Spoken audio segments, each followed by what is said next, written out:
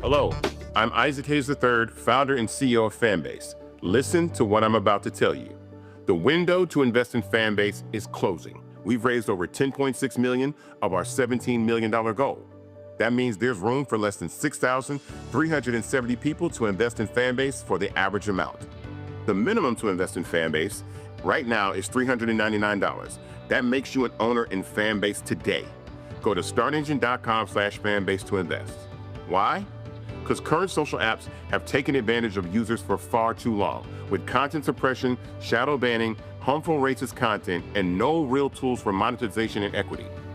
Fanbase has over 1.4 million users and counting, allowing anyone to reach all their following and monetize their content from day one. Social media is the new TV, and whoever owns the apps that distribute that content have the opportunity to own potential billion-dollar companies. While big platforms with uncertain futures are failing to serve their users, Fanbase is stepping up to fill the gap. Don't wait until it's too late. Invest now, invest for yourself and your future. Go to startengine.com/fanbase and own the next generation of social media.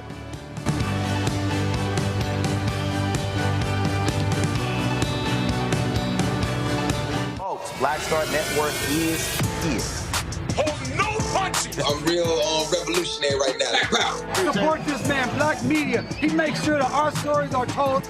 Thank you for being the voice of Black America, Roland. Stay black. I love y'all. All momentum we have now, we have to keep this going. The video looks phenomenal. See, this difference between Black Star Network and Black-owned media and something like CNN. You can't be Black-owned media and be scared. It's time to be smart. Bring your eyeballs home. You dig?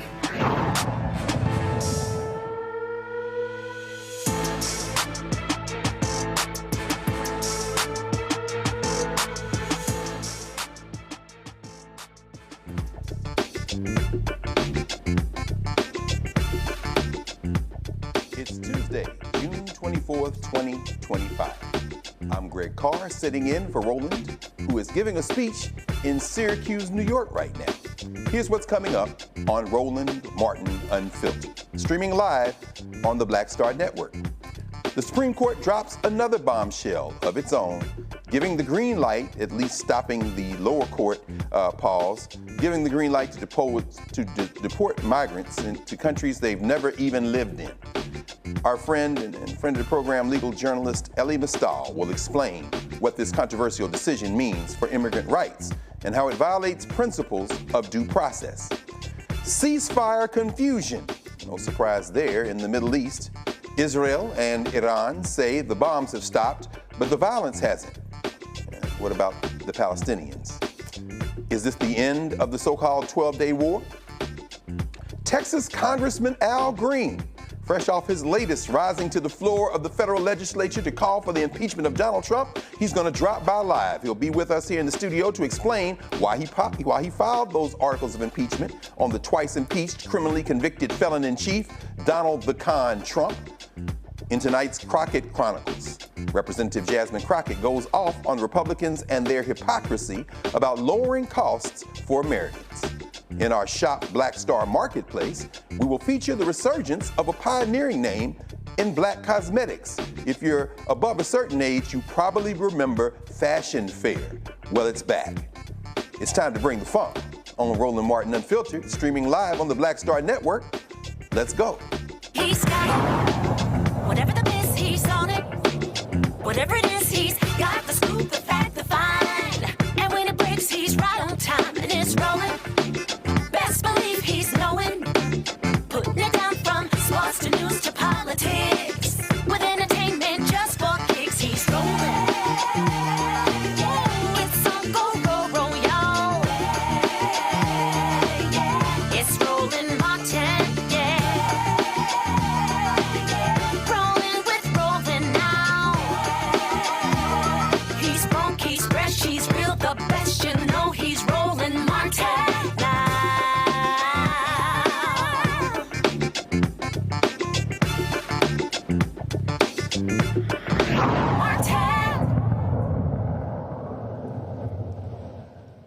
The United States Supreme Court has just given Donald Trump and the Trump administration, particularly his immigration czar, Stephen Miller, that racist, a significant win on immigration. Now the government can deport migrants to so-called third world countries without giving them a heads up, a chance to call a lawyer, or provide an explanation as to why going back to the countries they are from could be dangerous. We're talking about people from places like Myanmar, Cuba, and Vietnam. Some were almost sent to South Sudan. In fact, they were back in court today, the Supreme Court, to get a clarification on the ruling yesterday, which was a short, unsigned order. These folks, 8 of them, were almost sent to South Sudan, a country they've never even stepped foot in. Trump's strict deportation policy is back, at least for now. We'll be talking, hopefully in a moment, with our good brother, Elie Mystal, who is justice correspondent for The Nation. And while we're teeing that up, as I said, the order, which we'll talk about in a minute, he'll walk us through that and some of the activity that's taking place today. We're going to go straight to our regular Tuesday night quorum of folk, all trusted, reliable voices. Dr. Mustafa Santiago Ali, former senior advisor for environmental justice at the Environmental Protection Agency, and here in Washington, D.C. Our good brother Larry Walker, Dr. Larry Walker, associate professor, University of Central Florida, Orlando, Florida. Brother Walker, that associate, I smell some tenure and promotion, brother. Congratulations, if I haven't told you before. And I think there's some tenure and promotion in the air. And we all 3 of us, all 4 of us know what that is. And of course, rounding out the Tuesday night panel, our good sister, Dr. Niambi Carter, author, associate professor at School of Public Policy, University of Maryland, one-time professor, colleague at Howard University here in Washington, D.C. In fact, Niambi, let's start with you, sis. This court is wilding. What do you make of the recent, now the Supreme Court overturning the lower courts there, the Boston judge that said, wait a minute, you can't just send people out the country without hearing nothing. What do you make of this latest development? Well, I mean, I think, the Supreme Court is intent on giving Donald Trump whatever he wants. I mean, South Sudan is not the safest country for residents. So the fact that you would send people who are not citizens, who know nothing of this country, and with no real mechanism or institutional context to keep them safe, bring them back into anything, it feels like the Supreme Court is just intent on helping Donald Trump break all kinds of international law.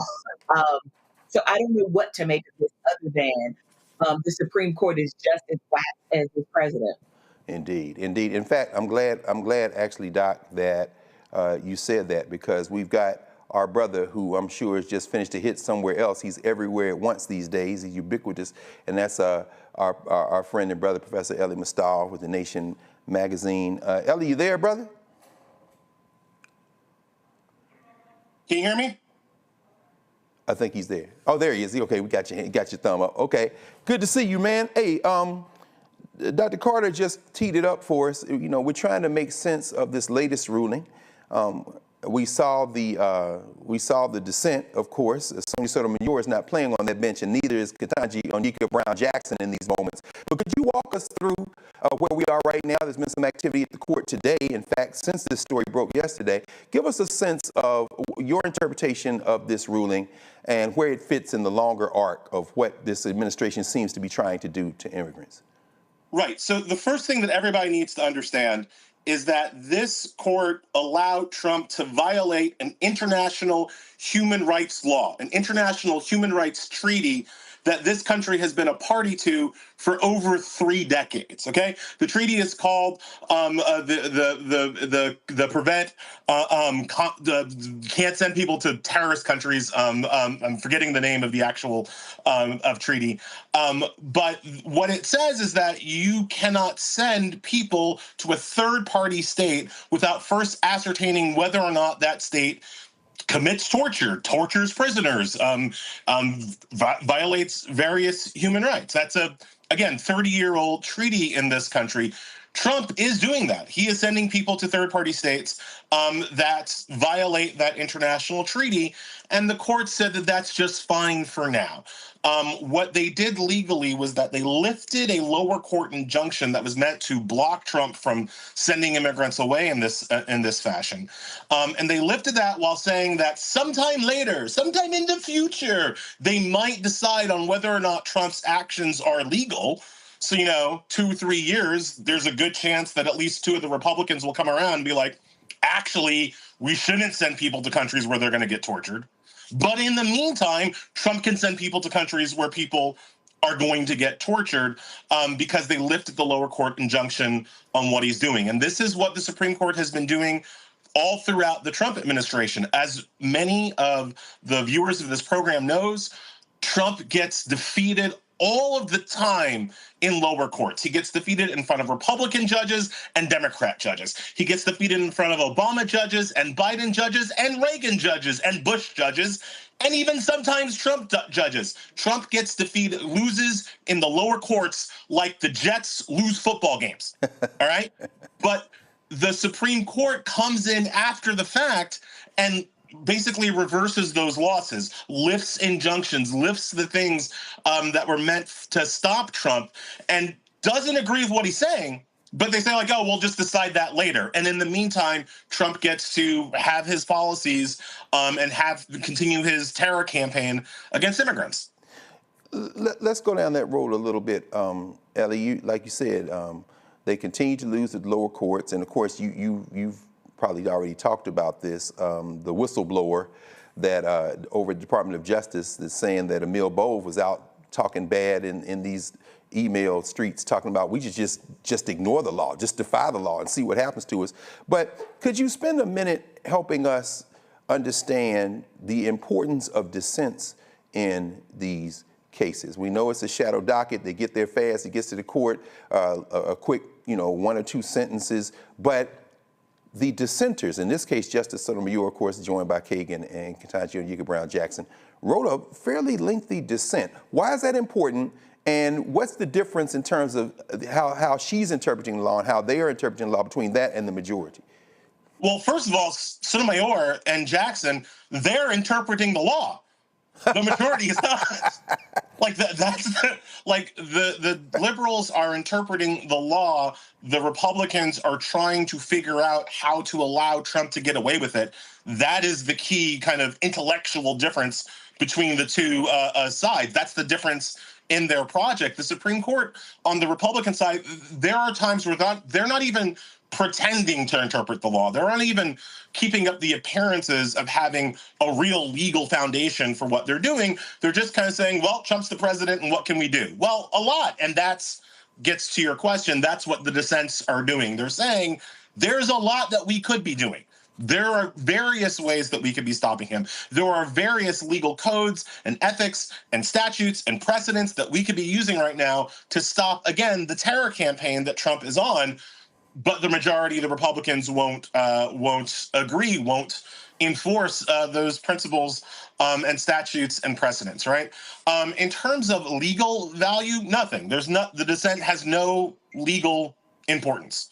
The reason why people spend a lot of time writing them, and the reason why they're so important, is that they are what future generations will look for. They are what when these cases eventually get overturned, people will point to these dissents and say, like, actually, it's the dissent that was right. The majority got it wrong, but there's already a record for how we should have interpreted this law or that law. Republicans, they love to point out the one dissenter in Plessy v. Ferguson, right? The one dissenter who said that separate but equal wasn't equal. Republicans quote that guy all the time. Like, see, not all of us white people were wrong. There was one guy, right? So, like, that dissent has, like, stood the test of time. There are others. But that's why Sotomayor, Jackson, and Kagan write them. They also do a thing, and I think that in this moment it's critically important. They give the media talking points for how to understand these Republican rulings and attack it on a different scale, right? A lot of people, they don't have legal training, that they haven't been following the cases closely, but when Jackson or Sotomayor or Kagan writes a really clear or really strongly worded dissent, it alerts everybody else, all the non-legal media, that, hey, something is rotten here. Something is, at one point, Sotomayor called it the stench of the Supreme Court. The stench is pretty pungent here. And the dissents sometimes alert the larger media to the fact that what the majority is doing, what the Republicans are doing, is not something legally that they should be allowed to do. Absolutely. Well, before we go to Mustafa and Larry, I want to ask you one final question. And I'm glad you brought up the media, because a lot of times people will read the headline or hear the headline and not realize that the merits, the underlying merits of the case, this isn't what they're deciding at this point, right? So when Sonia Sotomayor opens her dissent by saying in matters of life and death, it is best to proceed with caution, she's talking about the process, right? She's not talking about the underlying issues. And I wonder if you could help everyone watching understand that this case has not been decided on its merits. This is about what rights these folks have to actually be heard, and they're allowing them to be deported. Could you just spend a second maybe helping everybody understand the distinction between a ruling on the merits and one that's dealing with the process? Yeah, so the best way to understand it is that the law is super complicated, right? And it's very rare that you get to this kind of yes, no, up, down question on was something legal, was something illegal. Courts, I would say, sometimes go out of their way to avoid answering that question and instead answer the question, was this done in a legal manner? Was the process we used here correct? Because if the process we used here was correct, then a lot of times we don't even have to get to the question of whether or not the underlying thing was correct, right? Like that's the kind of lawyer's way of wiggling out of some morally and ethically challenging decisions. The way that the Republicans use these procedural rules, however, is, again, critically important and I would argue devious, right? Because they understand that on the merits, on the actual moral, ethical quandaries that we're talking about, Trump is wrong. Trump is wrong about the Constitution. He's wrong about the statutes. And again, he's wrong about the United States' international treaties. He's just legally wrong. But by making it a procedural ruling, saying basically, well, he was wrong, but he followed the right process to be wrong, what it does is that it allows him to continue to do illegal, unconstitutional things without the court either weighing in to stop him, but also without the court saying like, oh, we support the illegal, unconstitutional thing, right? Because they couldn't get away with that. At some level, they couldn't intellectually get away with saying, yeah, this treaty that we've had for 30 years, it just doesn't matter anymore. The courts can't do that. But what they can do is say, oh, well, the president is interpreting the treaty right now, and we can't stop the president from interpreting treaties, so go on with your bad self, right? So it lets them allow Trump to get what he wants without having to endorse what Trump is doing. And it's a very thin slice of the salami, right? It's a very, I would say, intellectually dishonest game that the Republicans on the Supreme Court are playing. And that is the other point of the dissent. That's what Sotomayor was spent a lot of time in her 19 pages calling out the majority for doing. No question, no question. Appreciate you, brother. In fact, let's open it up and let's bring in the rest of our folks tonight. And I'm going to ask Dr. Ali to start. Brother Mustafa, any questions, comments, engagement here with our good brother Eli Mustafa? Well, Eli, it's always good to see you. Thank you for everything you continue to do. It's also interesting how the Supreme Court brought this case forward. You might want to talk a little bit about emergency dockets and how, things that have been lingering out there often get pulled forward. Oh, yeah. So most of the Supreme Court versus Trump issue is on what's called the emergency or shadow docket, right? And there's a very good reason for that. Trump moves fast. The executive moves fast. Presidents move fast. Courts generally move very slowly, right? And so when Trump is kind of on the precipice, on the cusp of doing something horribly illegal, horribly unconstitutional, and as Sotomayor put it, truly matters of life or death, people need to not forget the plaintiffs in this case who were arguing for their rights, they've already been sent to Djibouti. They are trying to litigate their rights from Djibouti, with Trump trying to send them to South Sudan, where they will likely be tortured if Trump, now that Trump has succeeded, right? So the emergency docket is a way for the Supreme Court to kind of quickly hear matters of life or death. We see it all the time before Trump. We saw it all the time in death penalty cases. Issues where, absent a court ruling, it is likely that somebody is going to die. Now, what the court does, however, is that, and we saw this, we can see the difference between Trump and Biden. When Trump wants to do something unconstitutional or illegal, the court will do what I said, lift the injunction, make a procedural ruling on the emergency docket, and say, oh, sometime later we'll get to the merits someday in the future, torture all the prisoners you want, torture all the immigrants you want. We'll get to it eventually. When Biden tried to do something that the court thought was unconstitutional or illegal, boom, like that, emergency docket, let's go. Biden, you can't do it. Student loans, get that out of here, right? So the court literally acted with more alacrity, with more quickness, with more speed when it came to preventing Biden from providing student debt relief than it is when it comes to preventing Trump from sending immigrants off to be tortured. Thank you, Mustafa, for asking that question. I feel like we're getting a whole law school segment in 10 minutes here, which is excellent. That's why there's a Black Star Network. So that is excellent. Dr. Walker, Brother Larry, anything for our brother Eli? Yeah, sure. I want to talk a little bit about this idea of leaving people nationless, and you touched on that a little bit. And I guess for me, the bigger question is what's happening to these individuals wherever they're sent to countries that are not where they were born. And like I said, this idea of being nationless, what are the long-term implications when it comes to being, we look at the UN and policies and procedures relating to individuals in terms of humanitarian aid, support, recognition of individual from different nations, and the importance of treating each person like a human being. What does this mean for you think long-term in terms of the United States essentially kind of be, seen as this kind of bastion of what democracy and fairness is supposed to be, but this is the complete opposite of that, and what that means for countries in the future in terms of how they treat individuals that essentially are nationless? Well, that's a really good question, and I've got two sides of an answer to that. First of all, we are a rogue nation right now, and I feel like most Americans, most Black Americans, kind of have always understood that. And now perhaps white Americans are catching up to the fact that we're the bad guys. We're the menace on the world stage. You don't just have to look at what we're doing to Iran.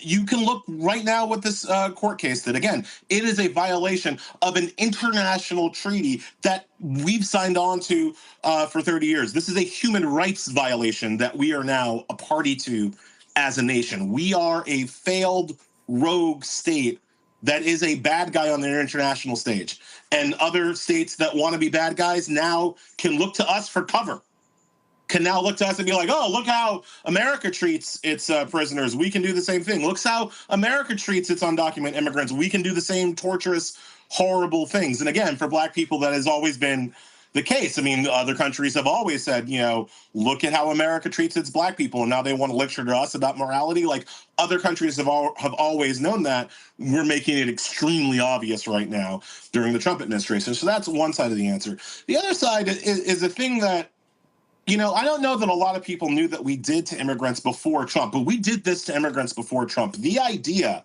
that somebody comes here, right? Let's say it's in violation of our laws. I'm not going to get into a whole debate about what our immigration laws should be. I think most of them are dumb, but whatever, in violation of our laws, all right? Now, the immigrant says, well, you can't send me back to my home country because if you send me back there, I will be killed. That is why I fled there in the first place. I was fleeing terror and violence. And the immigrant's claim is so good, is so reasonable, is so provable, that the immigrant gets a judge to agree, an actual federal judge to agree, hey, guess what? We can't send them back. They'll be tortured and killed.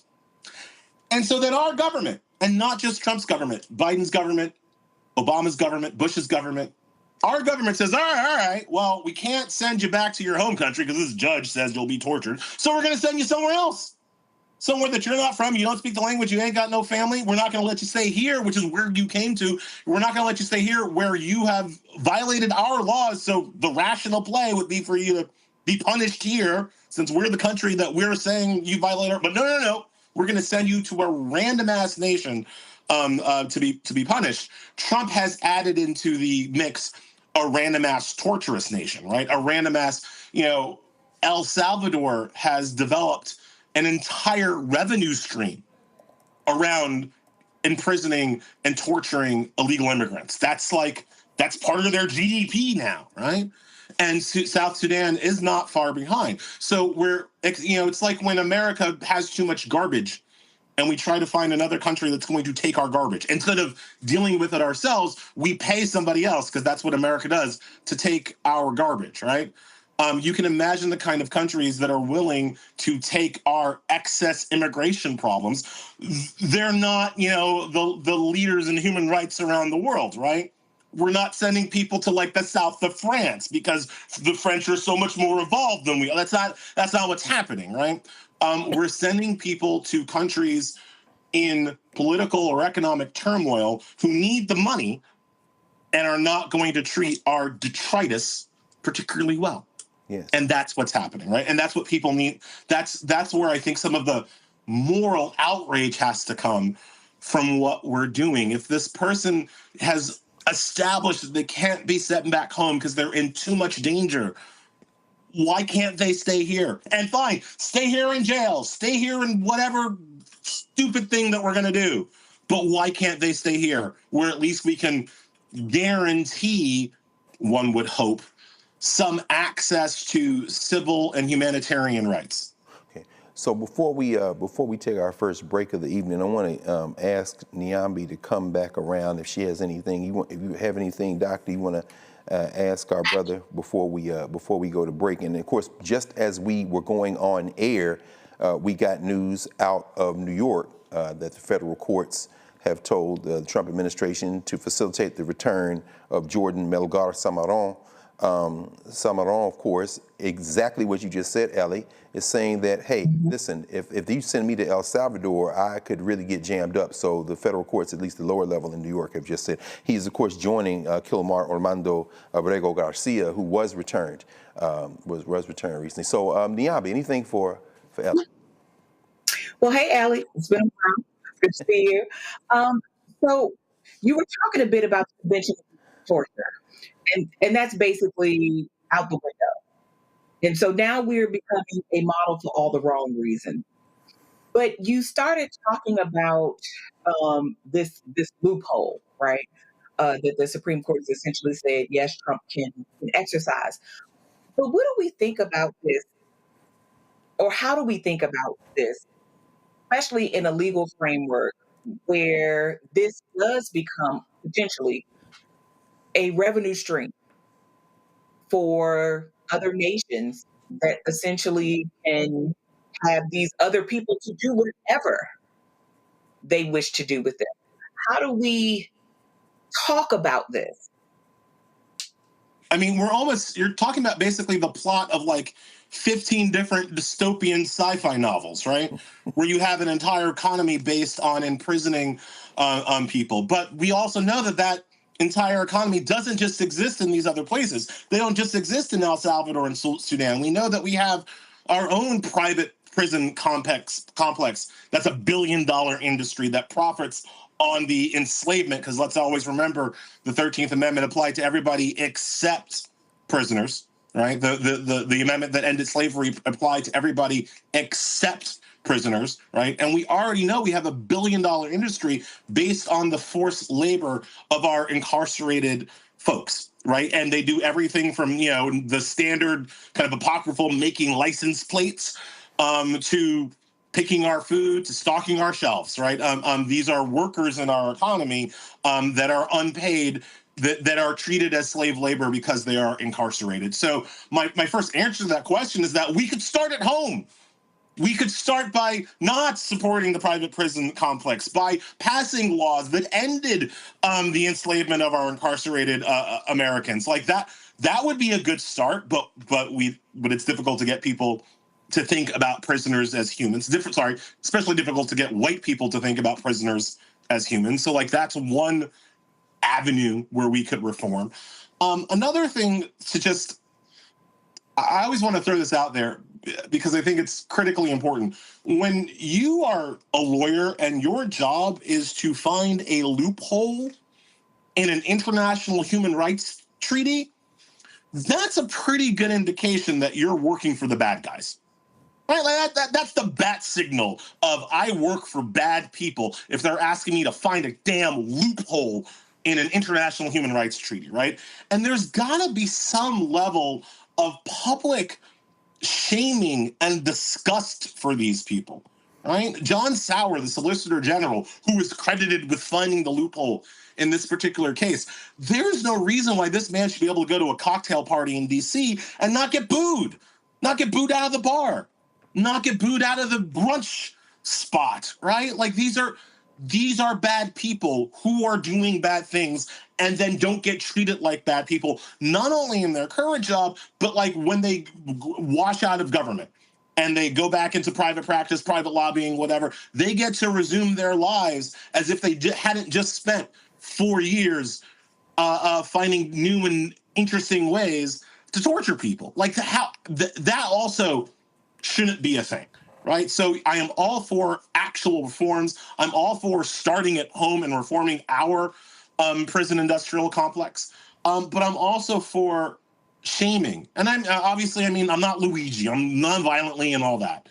But I'm all for shaming the people who spend their 9 to 5 trying to figure out how to hurt people more efficiently.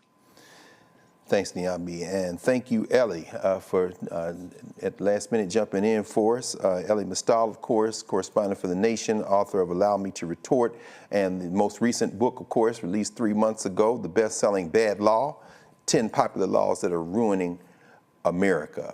Brother, we're going to have to schedule a session at the Black Table. Maybe we can get our friend Martha Jones and y'all can walk us through whether there is truly a constitutional threat to birthright citizenship. A lot of people are blowing it off, but I know you are taking that very seriously. Thank you, brother. Thank you for joining us here again, Roland Martin Unfiltered, and we'll see you again next time. Thank you. All right.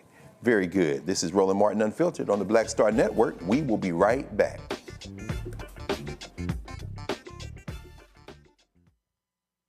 On the next Get Wealthy with me, Deborah Owens, America's Wealth Coach, the wealth gap has literally not changed in over 50 years, according to the Federal Reserve. On the next Get Wealthy, I'm excited to chat with Jim Castleberry, CEO of Known Holdings.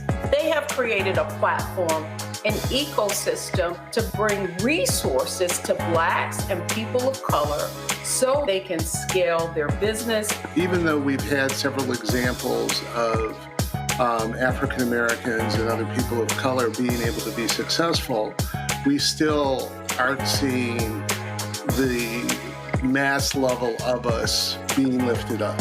That's right here on Get Wealthy, only on Black Star Network. This week on the other side of change, Juneteenth. It's a day about blackness. It's a great day about freedom. It's also a day about talking about justice delayed. And we are not in the business of justice being denied to us. So stick around. And we're going to talk all about the case for reparations. The push for reparations is not just an economic project, it's a moral project. So if we want to live up to the ideals of this foundation, then reparations has to be something that we pursue. Only on the other side of change on the Black Star Network.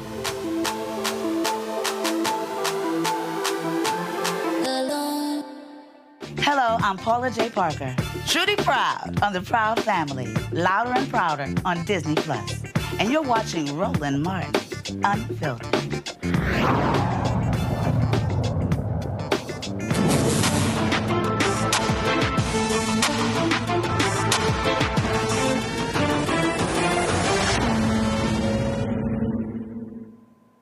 Texas Congresswoman Jasmine Crockett did not hold back during today's DOJ Committee on Oversight hearing, where she criticized the agency created, well, it said it was created to help Americans for its failure to do so. Let's check her out. You know what? It's interesting because we sit here in the Department of Government Efficiency Subcommittee, and the most inefficient thing that we have done since we have had the invention of this nonsense was the fact that we have decided that we will not do accountability or oversight over DOJ because we have failed to bring in the person who actually runs DOJ. In fact, we have decided, or actually y'all decided, that we wouldn't even debate why it is that we should or should not subpoena Elon Musk. In fact, y'all are just trying to get rid of the musky smell because it wasn't working out very well for you. And now you want to pretend as if you are coming in here to do exactly what your constituents want you to do. But the last time I checked, y'all didn't want to go talk to your constituents, because if there was one thing they were complaining about, it was Elon and it was DOJ. You didn't want to hear those. And listen, if I had time, I would run the tape, but I only got 5 minutes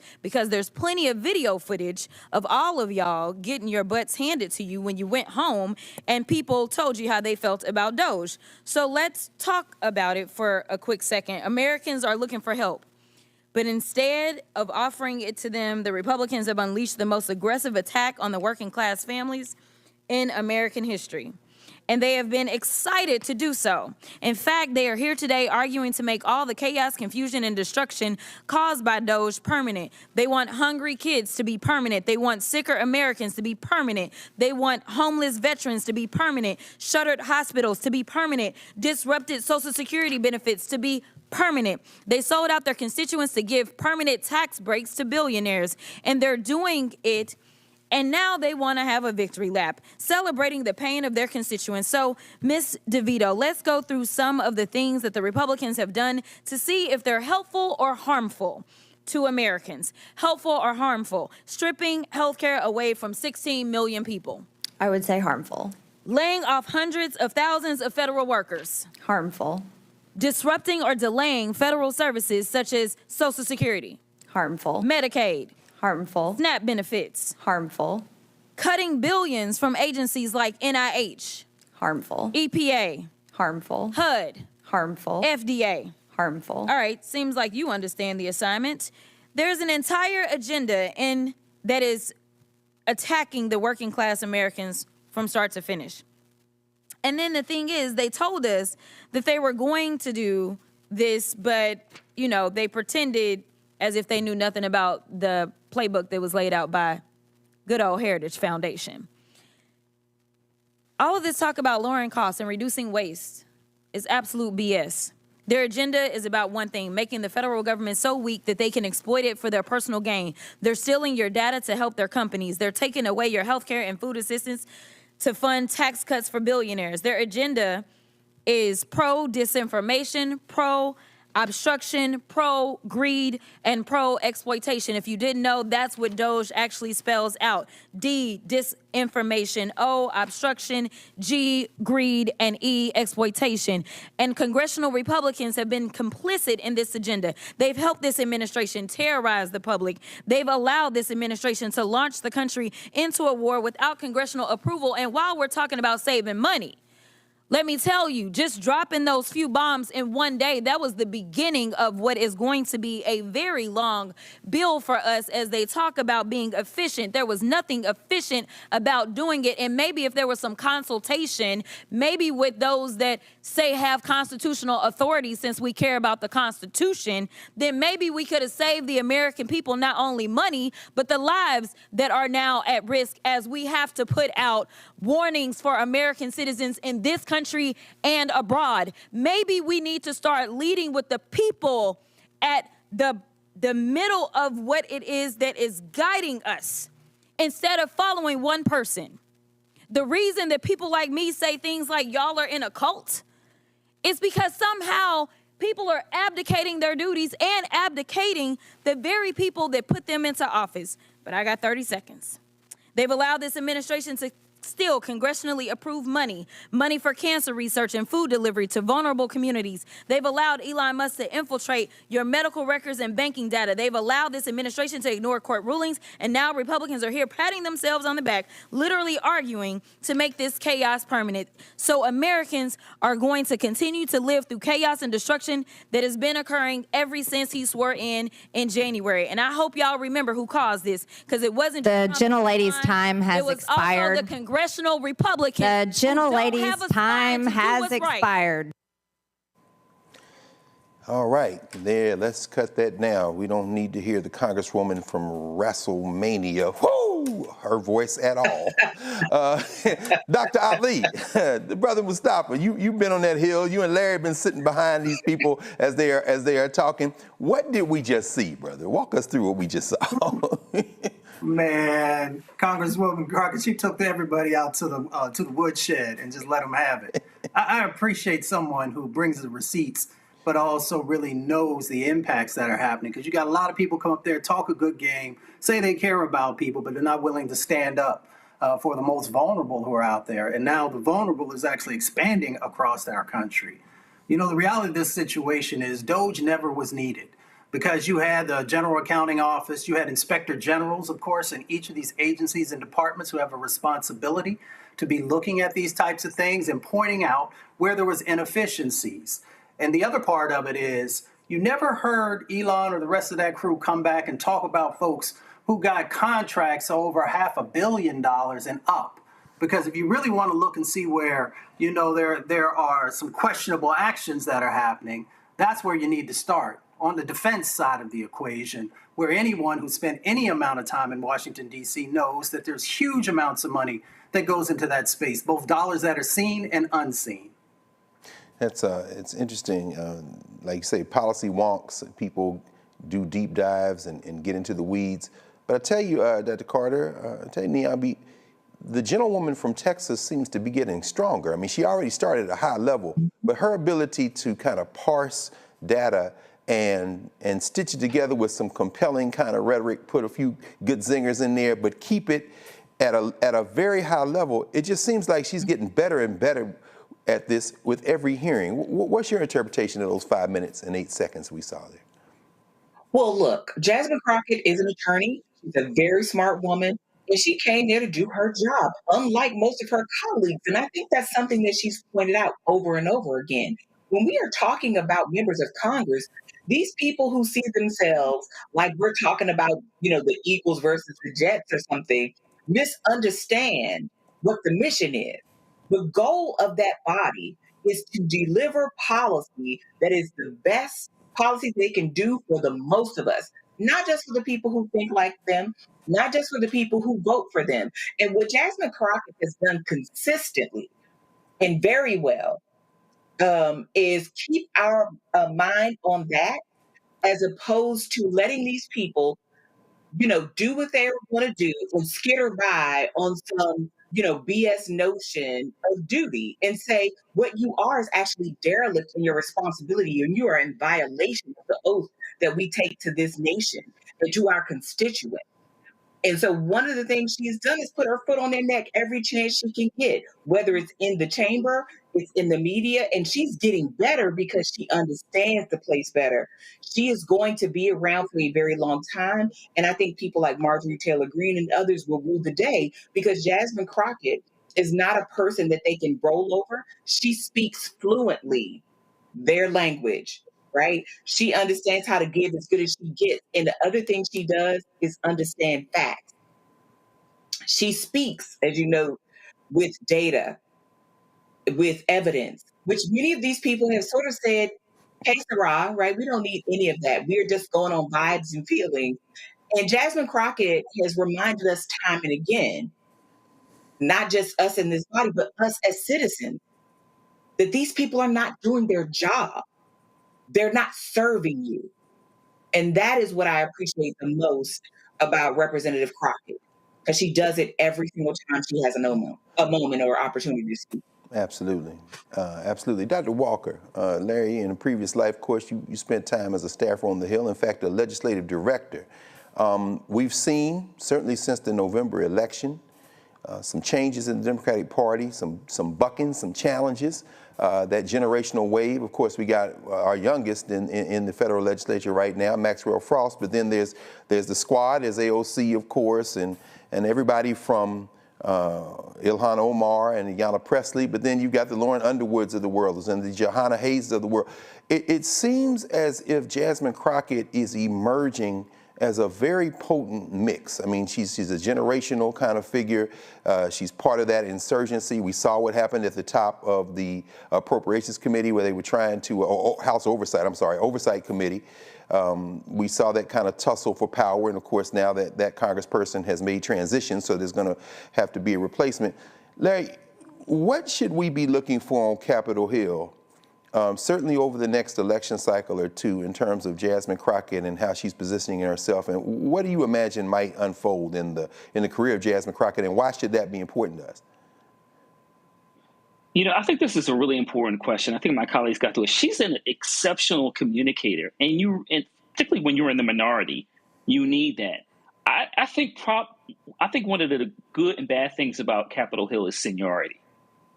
Mustafa and I both know this very well. It works because there are a lot of Black folks who otherwise wouldn't become chair. But the challenge is that it's not necessarily merit-based, and you have to kind of wait your turn. And you see with some of the people that you talked about, Congresswoman Crockett, AOC, Congressman Frost, who is my congressman, these individuals who, like I said, who are excellent communicators, are in many respects being forced to kind of wait their turn. And so you do see this generational push, whether it's members of the CBC, CHC, among other, some of these other caucuses, for a new generation of people who have seen what we've seen a couple months ago with the election of Donald Trump for a second term, are realizing that we need a paradigm shift. And so the old guard, while recognizing we're in challenging times, is not going to easily give up power. And so it will be very interesting as we go into the next midterms. And if the Democrats do take back the House, and, Hakeem Jeffries becomes the first Black Speaker of the House, are any of the foundations going to be shaken? And I'm not really sure, because once again, like I said, regardless, this is all focused on seniority, whether you talk about the House or Senate. But Congresswoman Crockett, like I said, is an exceptional communicator. She's really good, not only for the Democrats, but for the House. The other thing I want to acknowledge, Dr. Carr, is that her voice, whether she's on X or Instagram or TikTok, there are people who may not otherwise be politically engaged are seeing her videos. Yes. And this could have a long-term impact in terms of encouraging other folks from minoritized background, particularly Black women, to run public office. Yes, absolutely. Well, there's a ray of sunshine here at the beginning of summer, so we need to continue to stay tuned. That's a good point, Larry. I mean, she's certainly drawing attention, and the substance is there as well, so a potent combination. We're going to take a break for a moment, and when we come back, we'll talk about what's going on in the Middle East. Roland Martin Unfiltered will be right back here on the Black Star Network. This week on A Balanced Life with Dr. Jackie, we're talking faith, family, and fatherhood, from rebellion to rebuilding. Each of us has different things in our toolkit that we need to look at to determine how to establish a way forward. I know going forward is not easy, and most of you, like some people, don't like change. But as we talk about it, we grow together, we love together, we live together, and we laugh together. It gives us an opportunity to discover how to set the pace for what comes next for a healthy, happy, and whole life. There has to be consistency in their lives that show that you care, for them to know that you're listening, and then that builds trust. And then once you build the trust, they'll begin to open up because you have become their safe place that they have been seeking. That's all this week on A Balanced Life with Dr. Jackie here on Black Star Network. Next on the Black Table with me, Greg Carr, a very different take on Juneteenth with the one and only Dr. Sunyata Ahmed. We'll explore the amazing foods, remedies, and rituals that are a part of our history and the Juneteenth holiday. So it's our responsibility to return the healthier version to our folks instead of just the red liqueurs marketed to us, the red sodas and the other things. I mean, why does the Kool-Aid man have to sound like Louis Armstrong? He's like, oh yeah! Oh, yeah, right. An enlightening and tasty hour of the Black Table, only on the Black Star Network.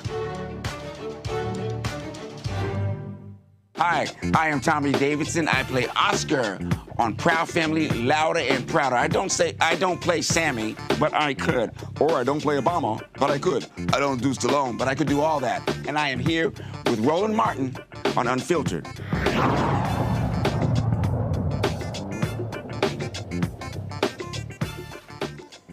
Welcome back to Roland Martin Unfiltered here on the Black Star Network. Remember to support the Black Star Network. View across all podcasts and YouTube and all of the platforms, and make sure your financial contributions is what makes it possible for us to be on the air. All right, let's turn our attention to potential World War III. There's a lot of uncertainty right now whether the ceasefire in the so-called Middle East will be upheld by Iran and Israel. After the deal was brokered, rockets were still flying, both sides blaming each other for breaking the agreement before it even had a chance to hold. Looking here, the Iranians celebrating ceasefire victory over Israel. The UN chief has weighed in again, saying that Iran and Israel must respect the ceasefire. Israel is saying now diplomacy will happen soon, whatever. Bibi Netanyahu is very good at starting wars.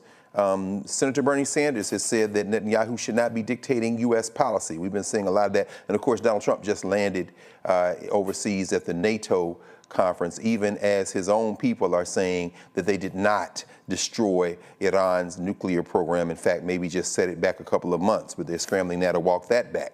Trump's taking direct aim, in fact, at both governments. I think we might have some sound there. While both Iran and Israel, there he is.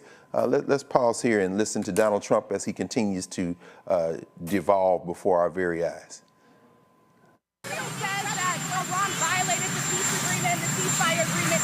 Do you believe that Iran is still committed to peace? Yeah, I do.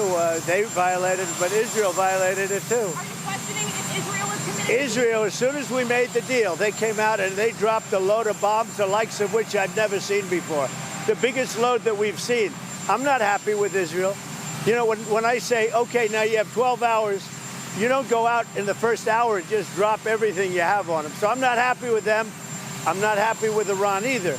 But I'm really unhappy if Israel's going out this morning because of one rocket that didn't land, that was shot, perhaps by mistake, that didn't land. I'm not happy about that. You know what? We basically have two countries that have been fighting so long and so hard that they don't know what the fuck they're doing. Do you understand that? Well, maybe they don't know what they're doing, because if there's anybody in the world, if there's anyone in the world who is an expert on when people don't know what the fuck they're doing, it's certainly Donald Trump. This is just breaking here at the United Nations, Moscow. From out of Moscow, Russia says the United States and Israel violated the UN Charter with the Iran attack. It's very interesting to see what's going on now. China has kind of come down on the violation of the UN Charter side. Russia has done the same. France is kind of drifting that way as well. The UK stood up and saluted, of course, the United States. And Trump apparently sharing a message he got from the head, Mark Rutte, of NATO, cheering him on. But, you know, this thing is really continuing to unfold in real time. And while both Iran and Israel have acknowledged the shaky ceasefire, no details have emerged about the terms of the deal or what concessions, rather, either side may have made. The Iranian foreign minister says negotiations won't continue unless aggression against Iran ends. And in fact, out of Palestine, a message has come, Palestinian authorities saying that they want a ceasefire as well. Mustafa, what do you make of these developments, not only in Iran and Israel, but in the region? And how does this play against the backdrop of what's going on globally, not just in the United States? Well, it destabilizes, right? Everybody's always talking about trying to find a way to stabilize what's going on in the Middle East. And these sets of actions are destabilizing, and they have ripple effects. So it puts all kinds of people's life in jeopardy, right? Both, you know, folks who are in, you know, the countries that are there, but also all across the planet. You now have, you know, you see people in heightened senses of alert right now in different facilities across our country, things that they often call as tier 2 targets. So, you know, they're increasing the security there, but you also understand whether it's the bases that are across the Middle East or in other countries are also now men and women are in harm's way. So, you know, when people don't know what they're doing, when they don't continue to invest in diplomacy and automatically just go to a military option, you're placing yourself in a very precarious situation. And once again, as we've said before on this show, it shows that these folks are unprepared for these significant situations that they'll have to make decisions about. Yeah, no question. I mean, you know, as you're talking there, the question of diplomacy, we know the Joint Comprehensive Plan of Action, the so-called JCPOA that Trump walked away from, that was negotiated in the Obama administration, of course, set the stage for this. Everyone is saying, including Tulsi Gabbard, which apparently, you know, she was shut out of the conversation on what to do a couple of days ago, is saying that Iran does not yet have nuclear capability, that they weren't on the verge. And Bibi Netanyahu, of course, has been saying that Iran is on the verge for the last 20-something years. So we know he obviously can't be trusted. Larry, thinking about this question then of where we are in terms of a peaceful resolution, even as it's being reported about an hour ago, Rosemary DiCarlo, the UN's Undersecretary General for Political and Peace-Building Affairs, told the UN Security Council today the truce is also an opportunity to peacefully resolve the Iran nuclear issue. Do you think that this can reach a peaceful resolution? I think it's going to be difficult because the United States is, you know, consistently, you know, whether it's disagreements between Iran and Israel or other nations, has at times, despite our troubling history, played, you know, kind of peacemaker. But it's hard to play peacemaker after you followed the lead of another country that, you know, attacked the nation unprompted. And I also, you know, Dr. Carr, this also in terms of the United States legitimacy as not as a superpower, but as a diplomatic entity throughout the world, right? I think that, you know, particularly the last couple months that, you know, you've seen the Trump administration and in many respects, you know, allow their actions to chip away at whatever capital the United States has. So, yeah, I think that, you know, what we have here is, this, you know, less than 2 week of a period, allegedly, to kind of work some things out. But the other part of this is you've got to get Netanyahu to hold steady. And whether it's been Donald Trump or President Biden, neither one of those individuals seem to be able to say, even though they're capable of it, don't do that. And if you're not capable to have, if you're not, you know, don't have the ability to prevent him from these major or minor skirmishes, then we're going to find ourselves right back in the same place 2 months, 6 months, 8 months, 2 years from now. So the United States has to show a steady diplomatic hand. And and secondly, not contradict themselves by doing some of the things that we discussed a few minutes ago. And then thirdly, we're going to have Netanyahu to hold steady and not attack Iran again. Indeed. It seems incredibly unstable, but Netanyahu is very consistent. He's always going to start a fight. If for no other reason, he's trying to stay out of jail. So, Dr. Carter, I'm thinking about something that you gave a talk back in December over at Politics and Prose that I saw posted on the Wilson Center's website, of course, the eviscerated now Woodrow Wilson Center, where you're talking about how, these issues spill out over borders. It isn't just about countries and flags, it's about people. And with such a volatile situation in Iran and in Israel, but with a population in that region that transcends those artificially drawn borders, how could what we are seeing right now lead to, I don't want to say further instability, but how could it change even the politics of the region? The Yemenis, we've seen the Houthis, of course, and Hezbollah and Hamas, all of them getting support from Iran, but then China, perhaps. I mean, do they re-up the Iranians and their arms and their stockpiles? What are your thoughts on how this isn't just about Israel and Iran, but it's about people throughout the region? For sure. And I think my colleagues hit a lot of the major points. But I think something you said that is really critical is that we have to understand that most of the reasons why people move or leave have to do with this kind of instability. So in fact, we're creating more pressure on the region because people don't tend to stick around when bombs are dropping. People tend to flee to neighboring countries. People tend to flee to where they can go. So this is what putting pressure on Europe.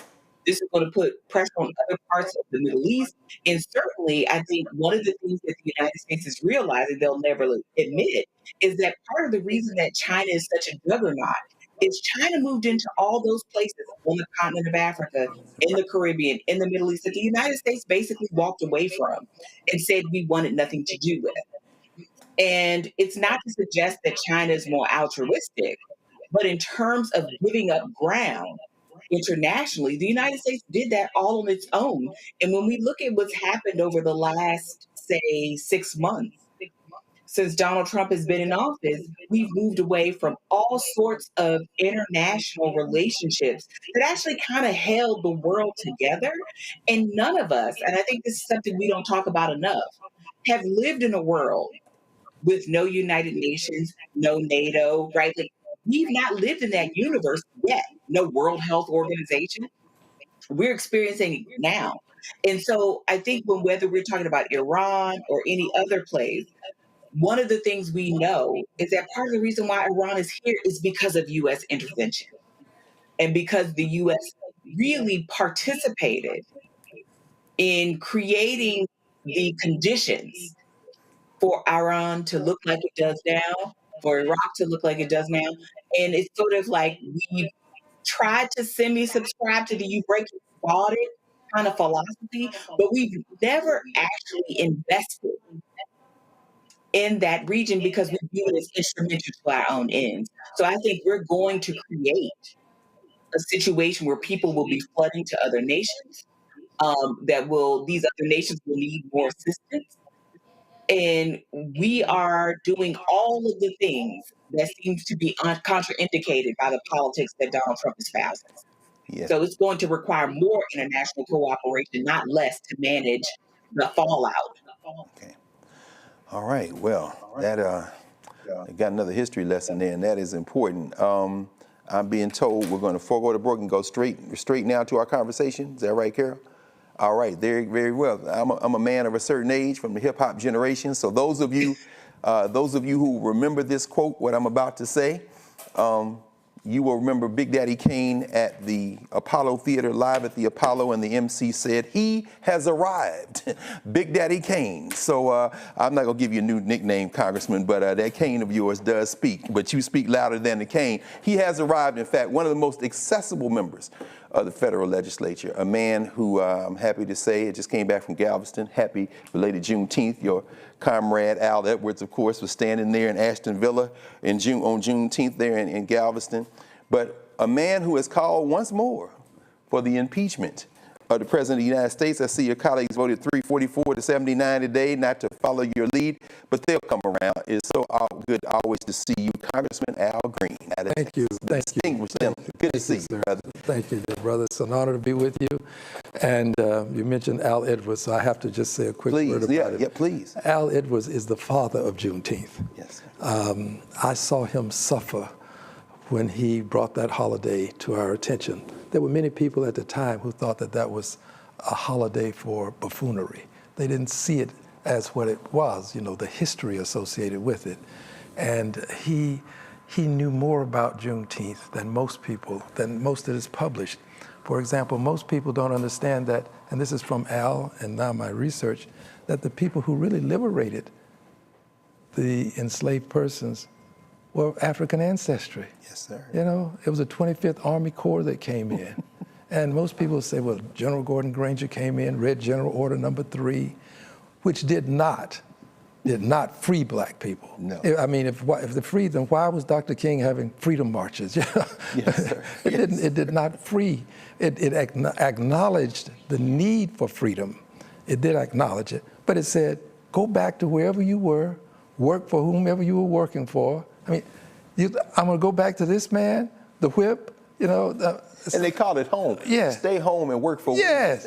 See no wage. And by the way, don't come up to this military base.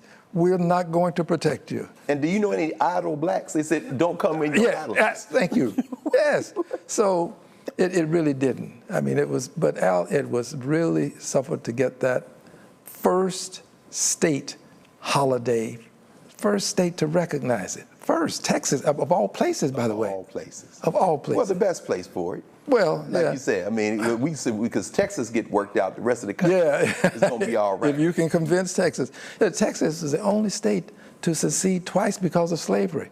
Texas left the United States, but also Mexico. Yes. I mean, in Mexico, before they would give up their slaves, they said, we'll leave Mexico. Then they came over to the United States, left. So, look, just thank you for allowing me to say that. No. But now I don't want to in any way demean Jackson Lee, because he was at the state level, and when it got to the federal level, she pulled it across the line for the national holiday. Absolutely. But, without Al, I don't know. And by the way, he was a neophyte. First year, he was a first-year legislator. If he had known what he couldn't do, he wouldn't have done it probably. Sometimes you don't know what you can't do. I mean, your first year, you're not supposed to do things like that. But he did. I tell you, man, we were actually outside of Reedy Chapel, AME, when the former president was there, Joe Biden. Yeah. And what an irony. I remember standing there in the White House as you stood there next to the President of the United States as he signed that bill into law, creating the federal holiday. Something to the court. And as I stood in the back, I was standing with some of the White House security. I said, how do y'all feel about it? And this sister I was standing next to just so happened to be from Texas. Mm-hmm. And she said, well, we've been doing this a long time. It's no news for us. Yeah. Just kind of laughed. But watching you stand there, and then, of course, that's not why you came down to discuss, but I mean, we had to take the opportunity because that's your country. No, that's your part of the country. How important is it for us now in this corridor between June 19th and July 4th to use this time to really think about the possibilities of what this country can be, how far we've come and how far we have yet to go? But that's interesting, isn't it? That June 19th to July 4th now can be transformed in terms of us really having that conversation. Well, I think that you're right. That's a time for us to do more than celebrate. I think the celebration is good, but there's some commemoration also that has to take place. And I regret that in too many places it has become, go out and buy your Juneteenth mattresses, big sale, half off Juneteenth mattresses, that sort of thing. I do think that it merits more than simply saying we were liberated, we were freed. We need to talk about the lives of the many who were not. And I think that leads us into August the 20th, which is Slavery Remembrance Day. Yes. We have to commemorate the lives that were sacrificed for 240 plus years.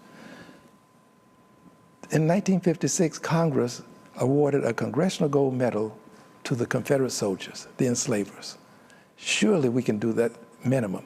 but their lives have to be appreciated and respected.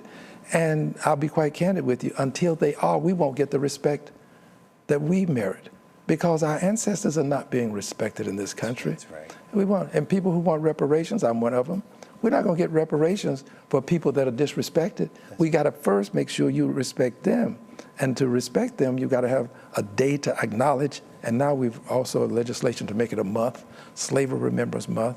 Here's what's interesting, and this is not to demean anybody, but we've had Slavery Remembrance Day up for a long time, and now we got month. Hip Hop Remembrance just sailed right through the Senate. Just sailed right through. Now look, I'm glad it did. I not to demean it, but I just want those senators to know that there's more to us than hip hop. I'm not in any way demeaning what happened. I'm celebrating, I'm with them, but let's get to our people whose lives were sacrificed to make America great. It's a great country because you had 246 years of free labor. That's right. Free, and if you're in this country, you're benefiting from it. No question about it. Well, Congressman, we all watched. No. We all watched Wrapped, and when we go to the panel, I know that there's going to be some questions folks are going to ask you about this. We all watched you once again, rise to the floor of the House and bring this issue before not just the federal legislature, Mr. Speaker, before the Congressman, but we're going to play it, and then maybe you can respond to it. We have the sound here. Oh, okay, very good. We're queuing it up now. So you can see yourself there. Those at home, if you haven't seen it yet, we'll show it again in a moment. Congressman, yes, this is the third time? Actually, it's the fourth. The fourth? Okay, go ahead. Walk us through. Well, the first time was, of course, when the president was first elected, and he started to show that he was antithetical to people of color, to the religion of Islam, to persons who are associated with the LGBTQ plus community. And he was in a meeting in the White House, and he referred to the countries of Africa as S-hole countries. Yes, sir. You know, I mean, that didn't settle well with me. He referred to African-American football players as SOBs, you know, then he really did all he could to hurt anybody who would take a knee, as opposed to stand and put your hands over your heart. Well, so we brought articles related to his invidious discrimination. And the first time we received, I think, about 58 votes. So it went on from there. Second time and last time was 95 votes.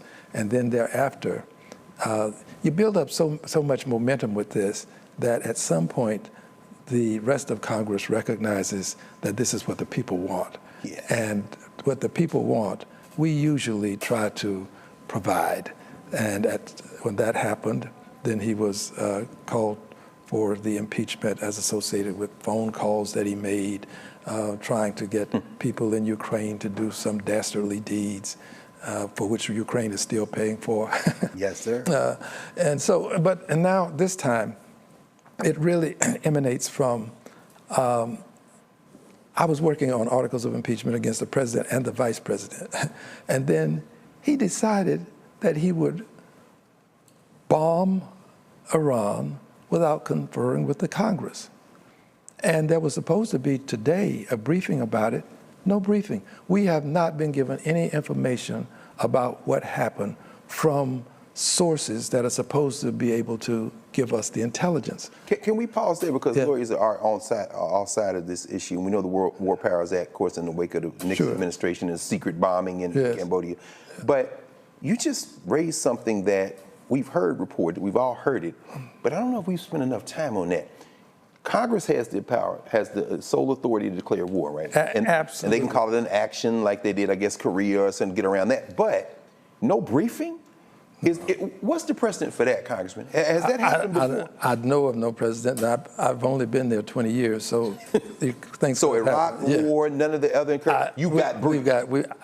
I recall other briefings, and I don't recall having something as major and significant as this, and we get no briefing. I think that, as you know, this president is always trying to keep things from us because he doesn't want his image soiled, and we will take him to the carpet, as it were.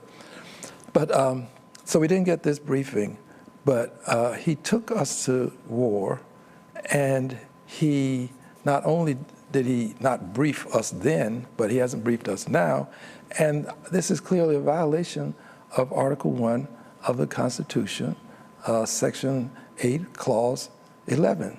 It's a violation. And you mentioned the 1973 War Powers Act. Nixon was doing all these things without telling people. So we merit that kind of consideration. But whether we get it or not, what he did was declare war on Iran. Now, some would say, well, how do you conclude that he didn't say he was going to war? Because if someone bombs a facility in this country, we conclude that that's war. Absolutely. And we have gone so far as to say that people who are coming here from another country, people who are coming and they're saying they're committing all these kinds of crimes, they've said that they're engaged in war against us. We're quick to use war when it's someone else, and slow to use it if it's us. But the truth is that was war, and that merits impeachment. I don't see, when the courts can't control him, he defies federal court orders, including the Supreme Court. When he can deport people, from the country, push them out of the country without due process, do you really want to give him and let him think that he now has the power to take more than 300 million people to war on his own volition? There has to be checks and balances. That's why we have Article 1, Section 8, Clause 11 of the Constitution, and it says Congress declares war. So it was very clear for me. Now, I'm not mad at anybody. I let people vote however they choose, but this was a vote of conscience for me. I tell you, man, the magnanimity is consistent. You're very magnanimous with these folk, man. You always keep it classy, as the young people would say. But I tell you, one of the most electric moments in the speech you gave in introducing this 5-page resolution came for me near the end, when you referred to the current governor of Texas, who is working overtime, trying to figure out how to gerrymander you out of your seat. And you said, I don't care. A couple of things really hit me. One was, you said, as you said, it's a matter of principle, whether it's me or somebody else. But you also stressed the fact that opposition will always rise. And if it's not you, it's going to be somebody else. Could you say something? Well, that's just the case. I don't know why the universe is constructed as it is, but it's constructed such that there will be another to follow, if not to join. And you can, it's almost as though that person is waiting in the wings and just, when will it be my time? And it works that way. People say that we didn't have leadership after Dr. King. I don't know. Jesse Jackson, that brother put in a lot of time. Andrew Young put in a lot of time. John Lewis put in a lot of time. There was leadership. Barbara Jordan. Yes, sir. Right there in Texas, Fifth Ward. Yes, sir. So I can't let it be about me, because it isn't about me. It is not. It's about the people that elected me. So I can't let my election supersede the needs of the people who elect me. If I do that, then I'm not being principled about why I'm where I am. So, by the way, I don't expect to keep getting reelected. I know that they're going to eventually.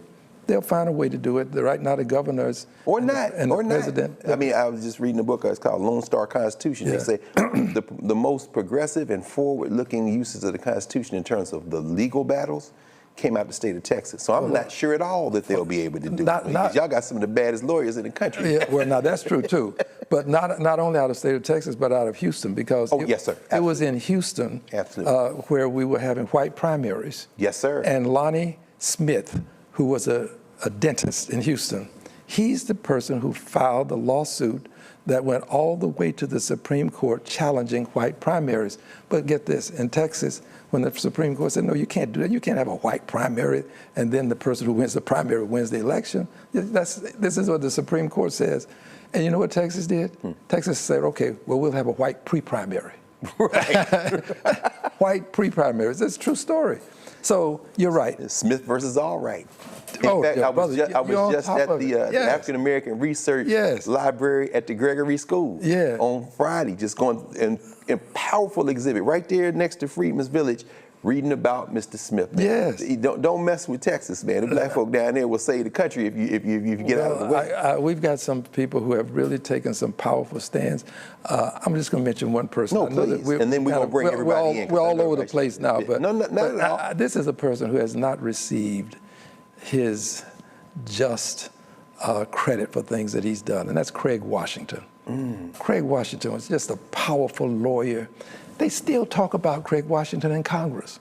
I mean, to this day, his oratory is quoted, and people remember how he would take on the Republicans across the aisle all alone, right there in the well.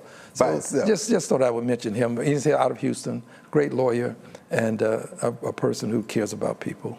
Well, I'm glad you did, Congressman, and we're not at all over the place at all, because you are standing in the truth and you're standing for the people, regardless of background, race, nationality, and what you did this week, regardless, and as I said, as we have gone on the air, 344 to 79, they voted not to take up the articles, but that doesn't matter. The truth is what matters, and so we're at Genesis. This is the Genesis. The revelations are yet to come. Yes, sir. We all, in my opinion, the people that I associate with, we have the same destination in mind, but it's like going from here to Texas. Somebody take a bus, someone might take a plane, another person a train. We won't get there at the same time, but we still have the same destination. Absolutely. And we'll get there. Absolutely. So I just see it as a building process. I'm not at all moved one way or another by the number. I'm appreciative that we were able to get it to the floor so that the people can know and hear some of the things that are happening associated with this war that they might not hear ordinarily. Yes, sir. Well, thank you for coming down the street, Congressman. I'm going to bring our folks in. Dr. Carter, you've written about this in your book, American While Black, among other things, and please, I'm going to get out of your way so you and Congressman can have a conversation. Well, thank you, Congressman Green, for your advocacy and your continued efforts. And one of the things you talked about a moment ago was just sort of the incremental parts of this and making sure that you keep this top of mind. What can we do to support you?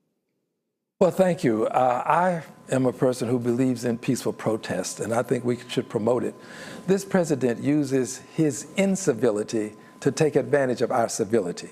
We can't allow him to do this. We need people out protesting, peacefully protesting. I'm not saying damage any property, don't hurt any person, but peaceful protest is a means by which we get things done in this country. So I encourage it. I participate in it myself. I'm looking forward to marches that are already coming up on my calendar. So I believe in it. And then I would add this. I think that we have to step out of our comfort zones and talk to people who don't always agree with us. I have to do it of necessity because of the work that I do. I deal with people every day who don't agree with me. But people come to lobby me for things that they know I support. I'm all over it. And we've got to step into some of those other offices, as other people will do, and come to my office and lobby and ask for things. So I think step out of our comfort zones and take our message to some additional people that probably wouldn't hear them otherwise. Dr. Larry Walker, please, for Congressman Green. Congressman, they want you to look at that one when you answer. Okay. Can't hear you, Larry. I think they got you. We're on mute. Can't hear Dr. Walker. Can you hear me now? Yes, sir. Oh, yes. Yes, sir. Okay, sorry about that. You touched on this. Members particularly of the Congressional Black Caucus, know the conscience of Congress historically. And I'm curious in terms of what you said this is the fourth time you introduced these, to seek the impeachment of the president. How do you want to be remembered historically? I never get that question. A lot of history left to be written up. I'm too busy trying to stay ahead of them to acknowledge that they're going to catch up with me, but they will. I, just as a guy who really, it didn't belong in Congress. There is nothing about me that says that I should be in Congress. Oh, I'm serious. I stumbled into this. I didn't earn it. I really didn't. I stand on the shoulders of people who had 90-pound German shepherds to bite them, and who had high-pressure water hoses to sting them. Loved ones went to jail, and some of them suffered. Medgar Evers right there at his front door trying to get in his house. Absolutely. So, I just remember that a guy who stumbled into Congress tried to do his best while he was there. And I've never thought that I'd be here this long. I always figured they would kick me out long before now, because as they see me, I'm a contrarian. I see myself as a liberated Democrat, unbought, unbossed, and unafraid. There's some people, no matter how much money they offer, I won't take it. I'm not going to send another dime to Israel. I'm not. Israel has killed, under the leadership of Netanyahu, yes, sir, they have killed too many babies. They have hospitals, roads, schools. The number of children who haven't had a day of school since this thing started. So I can't support that. And so people are going to come after me. AIPAC is notorious for coming after people who do what I do. But let them come. And I'll do the best that I can. But I will leave knowing that I never sacrificed my principles to get a vote. I'm not going to do that. And I just remember that I stumbled into it, and I did the best I could. Absolutely, absolutely. We got a quick question from Dr. Ali, Dr. Mustafa Santiago Ali, for Congressman Al Green. Yes. Well, Congressman Green, it's good to see you. And thank you for standing and never bowing, which is important. I met you, good gracious, almost 20 years ago when I was working for John Conyers. And at that moment, I heard you speak about the people and the importance of serving the people. And I'm curious about, you've been doing this for a while and you've been doing it effectively. How do you take care of yourself? And what would be your message to others who are out here fighting as diligently to make real change happen? Well, thank you for being so kind. And Mr. Conyers was a wonderful congressperson. He got a raw deal. There's so much to be said about that. H.R. 40, John Conyers was the guy. He was on top of it, chairperson of the Judiciary Committee at one point in his life. I appreciate your thinking that I take care of myself, but my doctor tells me that 4 and 5 hours of sleep a night is not enough. I wish I could tell you that I had the best diet. I try to eat a lot of vegetables, but I don't. I enjoy fish and fowl. So I can't really advise a person on the best way to maintain yourself. I have just been blessed. God has been good to me, and I'm trying to do the best that I can to repay the favor. But here's what I would say to a person. I believe that in our life, we should do as best as we can to not allow cliches like live and let live to become a reality. I don't believe in live and let live. I believe in live and help live. Live and help. Live and let live means you go your way, I'm gonna go mine. Sorry if something bad happens to you. Just that's the way life is. No, I think we can help people to avoid things that can hurt them. So I have a live and help live philosophy. I don't believe that we should decide that we are going to tell people what they must do. I try to lead by example. I didn't ask one person to vote for the articles of impeachment. Yes, not one. And yet 79 or 78, I try to just be a good example. Yes, sir. This is what I believe. And if you think it's a good example, then, come along with me. And if you don't, then do what you need to do. So my philosophy is kind of simple. Don't live and let live, live and help live, and try to lead by example. It's better to see a sermon than hear a sermon, Yes, sir. Try to be the sermon that you hear. Yes, sir. My grandfather was a preacher, by the way. Well, that's clear. He passed that on to you. From the Texas 9th, elected by the people of the Texas 9th, but representing all of us and our common humanity, the great Al Green. Congressman, thank you for always being here with us. Brother. Love and happiness. No question. For the good times. Let's so stay tired together. Of being alone. Let's stay together. All right. We're going to move now. Roland Martin is going live in Syracuse. He's about to speak. We're going to join it live in progress. There he is, resplendent in magenta and gold. We're going maybe it should be black and gold, Congressman Green, but that's all right. So we're going live to Roland now.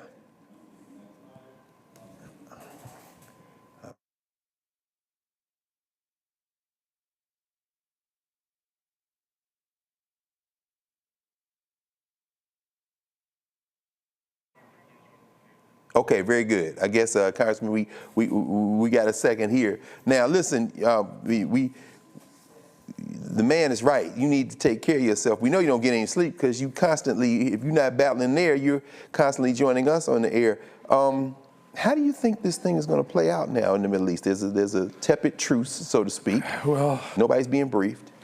When you make more enemies than you kill, you're going to have long-term problems.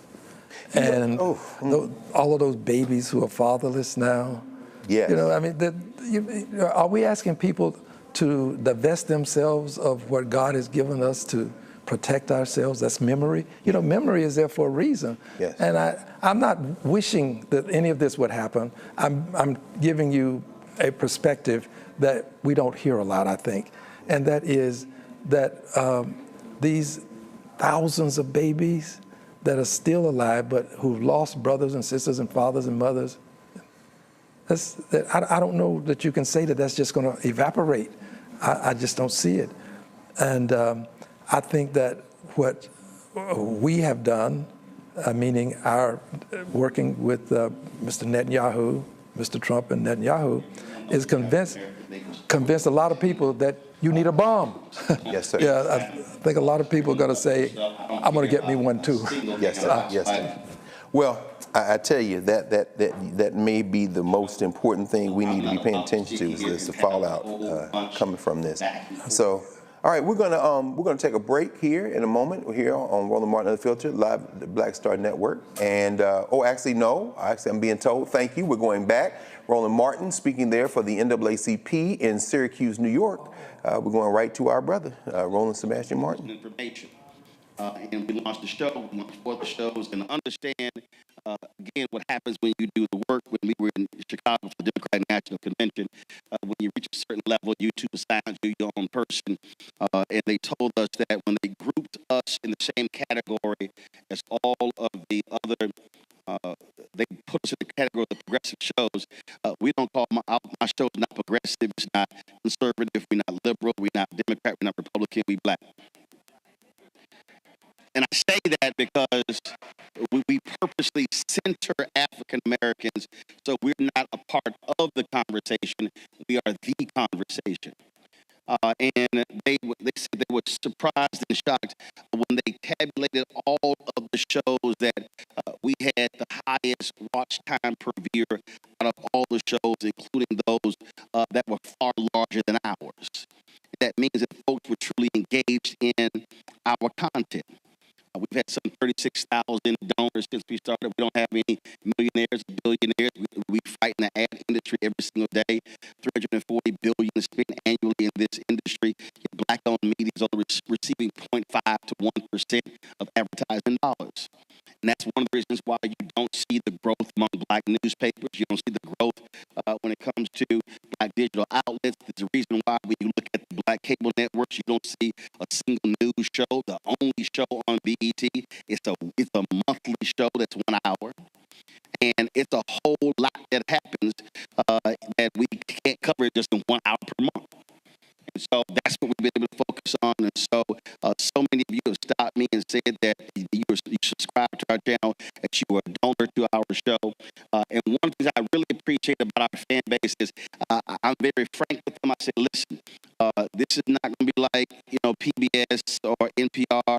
I'm not sending you a hat, a shirt, a tote bag. No, literally, I say that if you donate to the show, all the money is going back into the show for the content and producing that. And we probably have had maybe 100 people complain about not getting something.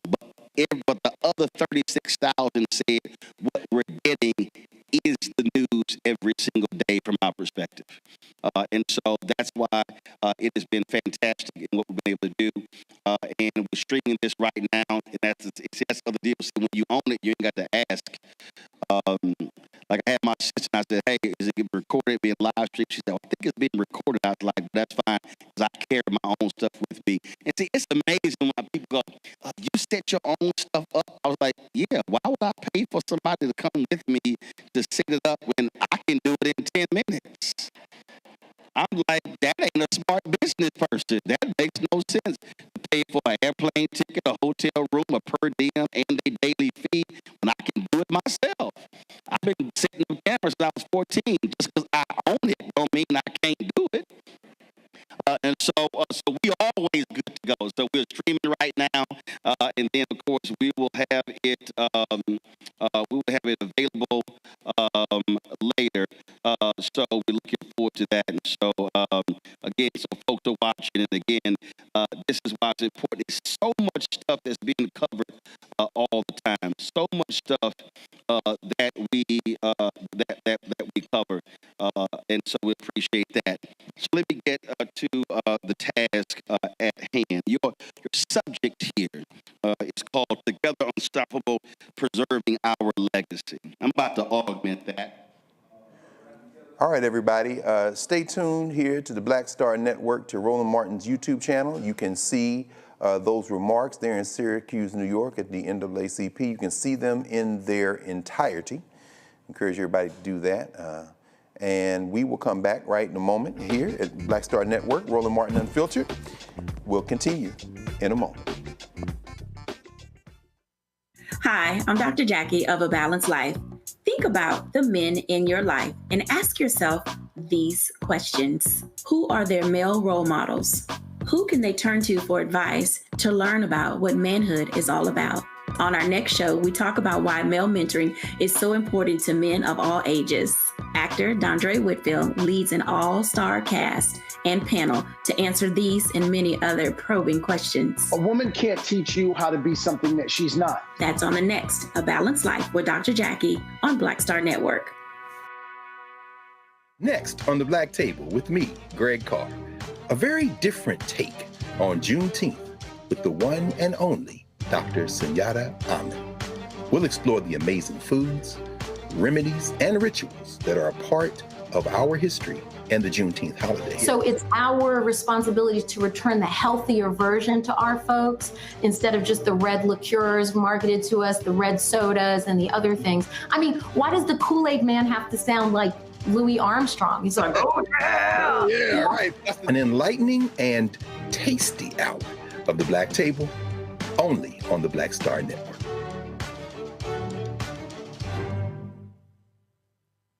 Hi, my name is Freddie Ricks. I'm from Houston, Texas. My name is Sharon Williams. I'm from Dallas, Texas. Right now, I'm rolling with Roland Martin, unfiltered, uncut, unplugged, and undamn believable. You hear me?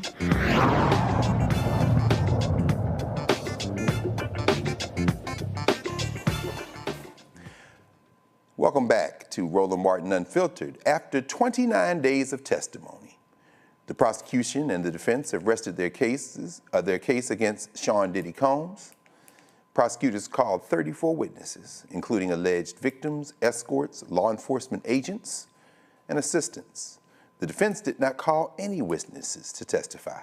Closing arguments are expected to take place on Thursday and may continue into Friday morning. Combs faces 5 criminal counts: 1 count of racketeering conspiracy, 2 counts of sex trafficking by force, fraud, or coercion, and 2 counts of transportation to engage in prostitution.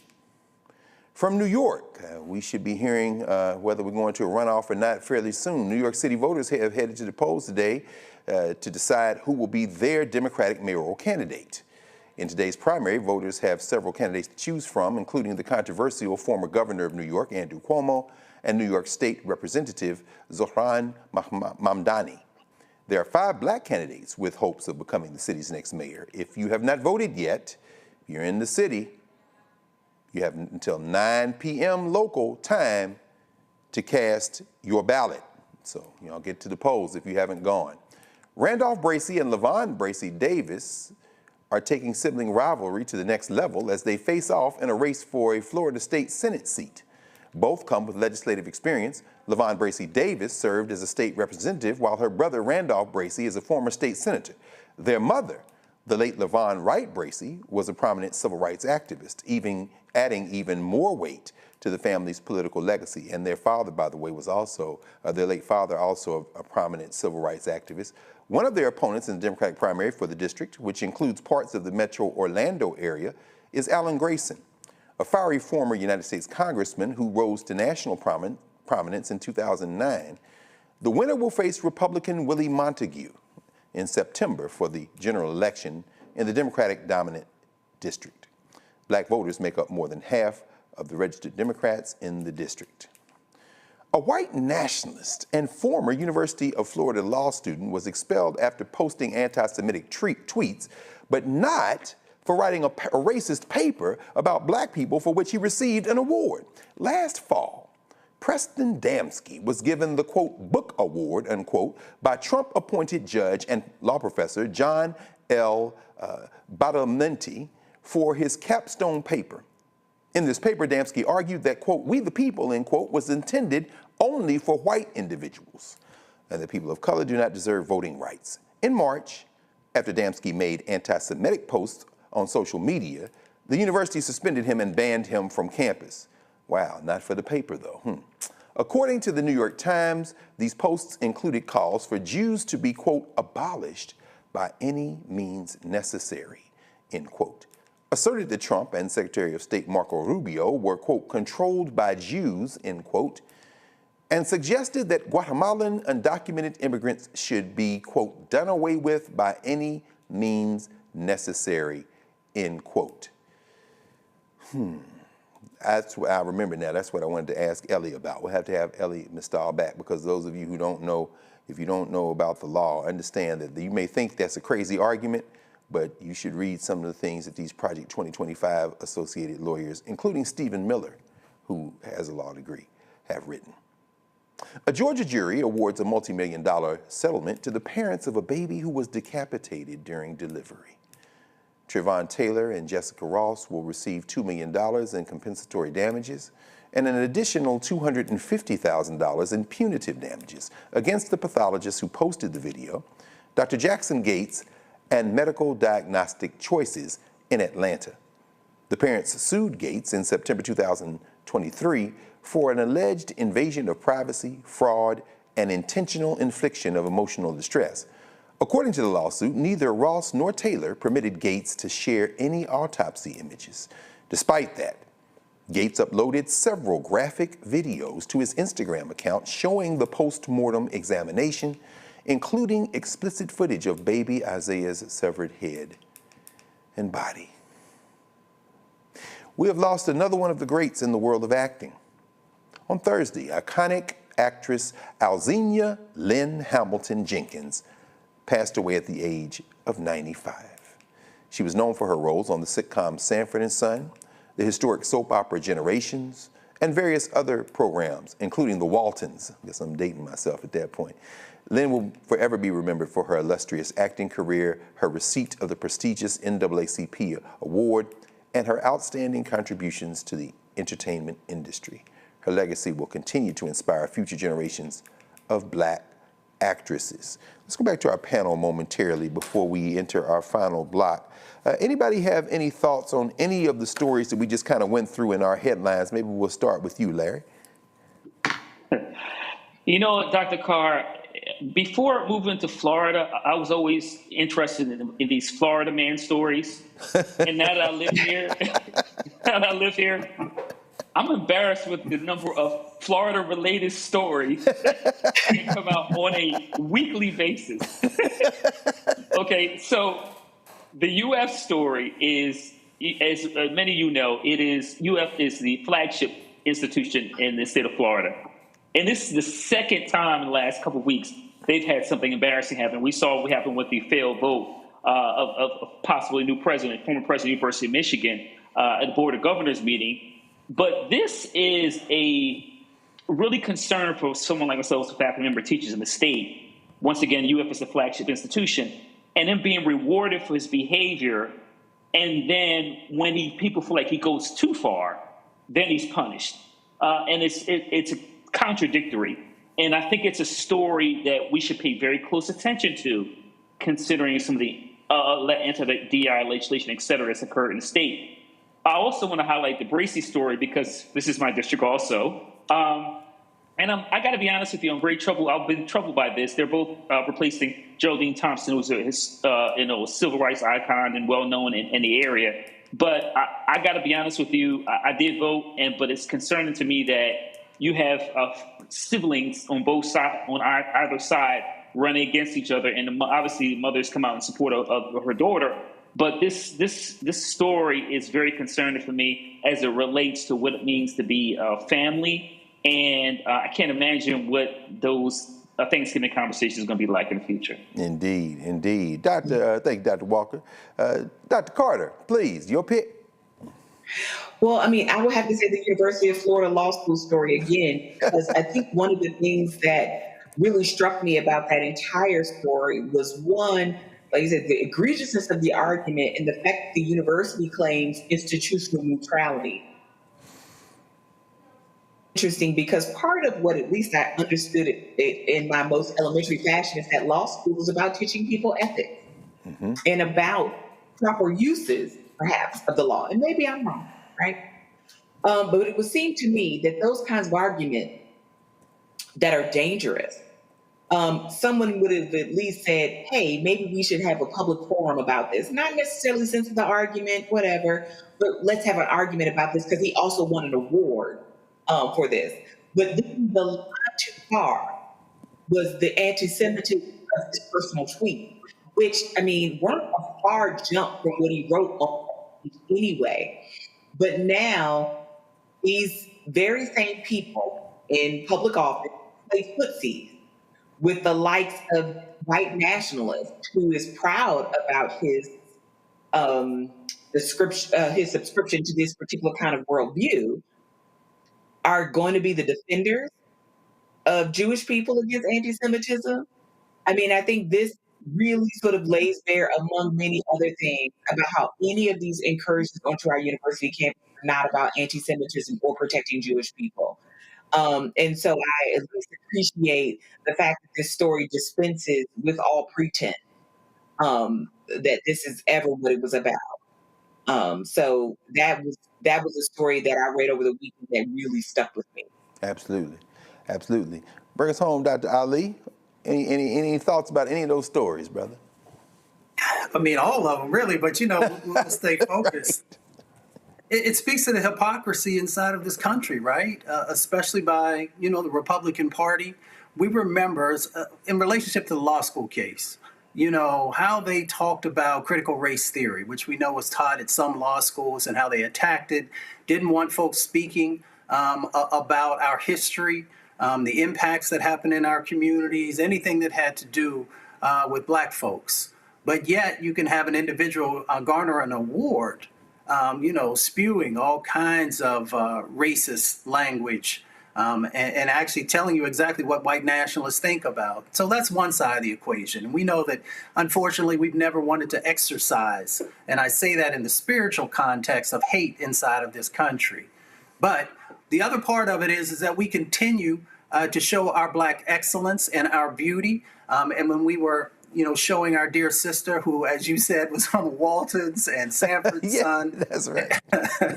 Right, and a number of other shows. I remember hearing her speak and just the grace in her language and the beauty that was in her language, and how regal she was in many of the roles that I've seen. You know, even when she was dating Fred Sanford or on some of the other shows there, you know, at many times we just didn't have those images of Black women, you know, being regal and being powerful and effective. So I see both sides of the equations in those stories, both the parts that we still got to work on because hate is rooted in this nation. And then, of course, the other side is just, you know, how incredible we are when given the opportunity to share our gifts with the world. Indeed. And yeah, shout out to Yazoo City, Mississippi, which, of course, is where she was from, and of course a theater background. But you're right, brother, that imprimatur of Black folk of a certain age and a certain era, always classy, and it's almost like she wasn't acting. She was just projecting that beauty and that Black womanhood, that strength right there on the stage and screen. And thanks everybody for really raising up that story from from Florida with Damsky, because the professor, again, John Badalamenti, gave him the book award.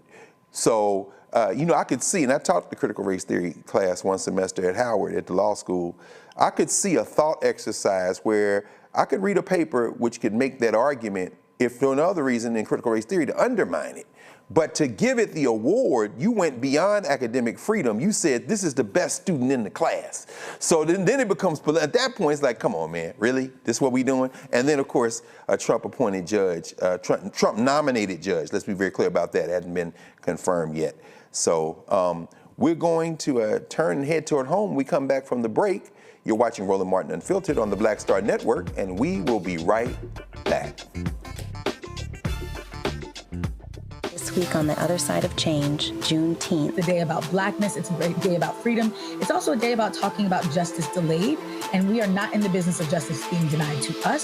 So stick around, and we're going to talk all about the case for reparations. The push for reparations is not just an economic project, it's a moral project. So if we want to live up to the ideals of this foundation, then reparations has to be something that we pursue. Only on the other side of change on the Black Star Network.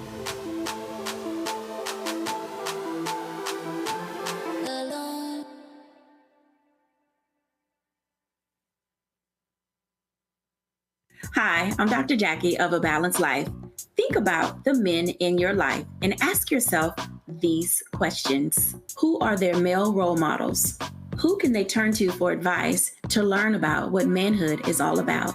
On our next show, we talk about why male mentoring is so important to men of all ages. Actor Dondre Whitfield leads an all-star cast and panel to answer these and many other probing questions. A woman can't teach you how to be something that she's not. That's on the next A Balanced Life with Dr. Jackie on Black Star Network. Next on the Black Table with me, Greg Carr, a very different take on Juneteenth with the one and only Dr. Sunyata Ahmed. We'll explore the amazing foods, remedies, and rituals that are a part of our history and the Juneteenth holiday. So it's our responsibility to return the healthier version to our folks instead of just the red liqueurs marketed to us, the red sodas and the other things. I mean, why does the Kool-Aid man have to sound like Louis Armstrong? He's like, oh yeah! Oh, yeah, right. An enlightening and tasty hour of the Black Table, only on the Black Star Network. Hi, I'm Jo Marie Payton, voice of Sugar Mama on Disney's Louder and Prouder Disney Plus, and I'm with Roland Martin on Unfiltered.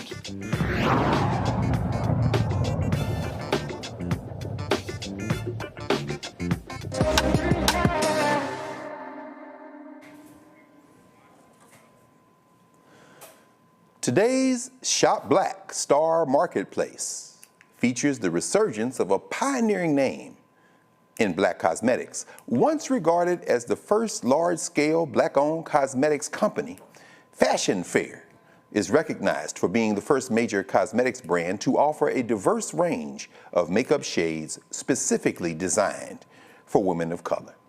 Fashion Fair was initially conceived by Eunice Johnson, the wife of John H. Johnson, founder of Ebony Magazine and Johnson Publications, to cater to the beauty needs of Black women. Although the brand faced challenges and was on the brink of closure, it was revitalized by Desiree Rogers, a name we know well, the company's new CEO and co-owner. Sister Rogers joins us now. Welcome to the Black Star Network and Roland Martin Unfiltered. Sister Desiree. How you doing there? Oh, good to be here. We are so happy. I tell you, there's an elder here who's one of Malcolm X's lieutenants who worked for the Johnsons for many years, Peter Bailey, who used to work with Miss Eunice Johnson back in the 50s. Wow.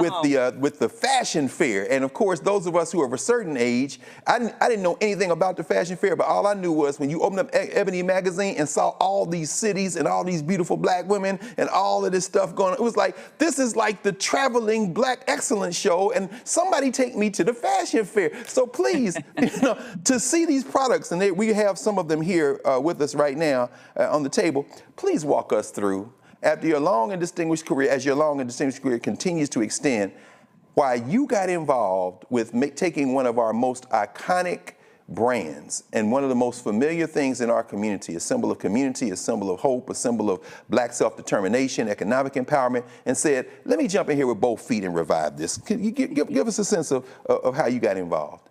Well, I have to tell you, I mean, I was certainly very surprised when I found out that the brand was in bankruptcy court. And Cheryl McKissick and I were so lucky to have the winning bid and to be able to bring this iconic brand back. I mean, so much of our history is, people are trying to wipe away our history, remove our history. Can't be, reading books are a problem now. You hear all of these things. And so I think it's super important that we maintain the iconic businesses and brands that have always been there for us. And so Fashion Fair is over 50 years old. And it was originally created, as you said, by the Johnsons and Eunice Johnson in particular, because models did not have the colors they needed for their skin tones.